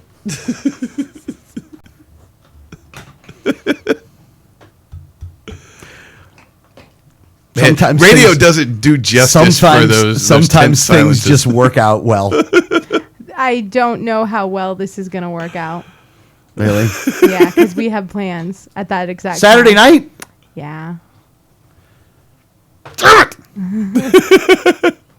You're lucky, Chris. You're lucky, Chris. And you're lucky, Pinellas Democrats, that I have to do other things. You're lucky I have to do family obligations or I'd come and get you. Because it is a family obligation. Damn it. Stupid family obligations. Family always getting. All right, we're going to find the next time they're meeting. That's fine. You can go to the next one. All right, let's see if we can find the next You're kind of telling me last minute we've already made plans and told children about those plans. PCDEC executive That's board where meeting. the problem comes in. The children know. Yeah, the children know, and it was a big, exciting thing that got moved this weekend, and they were very upset that didn't happen last weekend. So, sorry. Yeah. May 14th, 7 p.m. The PC deck executive board meeting. That's where that dude will be. Okay, we're Yeah, that one. because Right? Oh wait, the 14th. Fuck. That's the SAF meeting. Oh, is it the 14th? Yeah. And it's at 7 o'clock? Yeah. Can't be there. Damn it!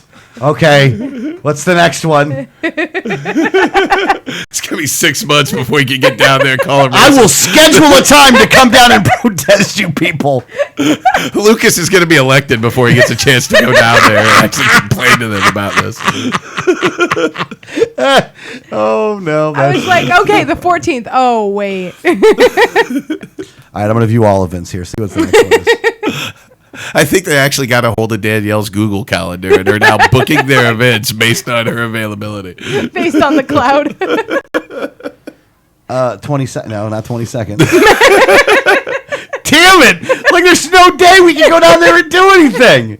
This really pisses me off. The 22nd will be in St. Lucie. The 19th? What day of the week is that? Monday. I think we're clear for the 19th. We can go attack the Democratic Women's Club. Okay. You think so? You think that's a good Well, one? I mean, we're free that day. Finally. All right, so 6 p.m. the Palm Harbor Dim Club meeting. That's closer. That's it. Tiffany's Restaurant meets. These guys meet at Tiffany's Restaurant. Well, I mean, they're a restaurant with a meeting room. Are they having breakfast at Tiffany's? No, we like Tiffany's. There's I like a lot of other Tiffany's. meetings that we go to at Tiffany's. Seems like Tiffany's is okay. All Well, right. they're nonpartisan. They're a restaurant. Yeah. They are equal opportunity. We will serve you food and take money. Yes, they will take your money regardless of your political ideology. That's cool. Okay, whatever. That's America. Title sponsor. Wish I had $10,000 right now. I try to be a title sponsor here. Under the new company called Democrats Are Racists.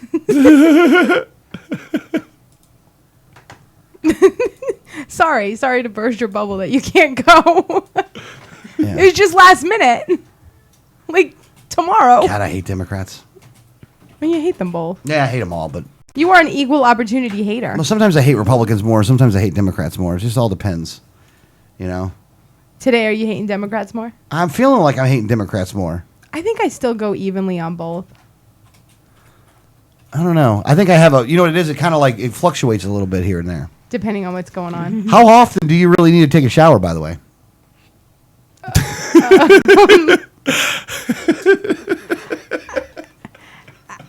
After we talk about Democrats and Republicans often, Yeah, I always need a shower. I feel like I need I a always shower do feel right a now. little bit dirty. Yeah, I always do feel a little bit dirty. All right, well, look, that's the show. That's the show. That's the show. The website, into it. the website, 1787network.com. If you like what you hear and you want to keep it going, make a donation. There's a big button on the side that says donate. Go ahead and do that if you'd like to. And also, if you think that Democrats are racist, then you can prove it by making a donation to the Liberty Underground Show. That's right. 1787network.com. And we will protest them at a later time. Donate, but in order to prove it, though, you have to donate $575.65. I'm just saying that's the amount of money you should donate to identify the donation as being the one that's against racism. There you go. Hold on, $575.65 or $2.5 million even. One of the two. or nothing, whatever. But you've always donated nothing. Just keep listening free on YouTube. Yeah, you bastards. All right, we'll see you guys next week. You listen to Liberty Underground. Bye.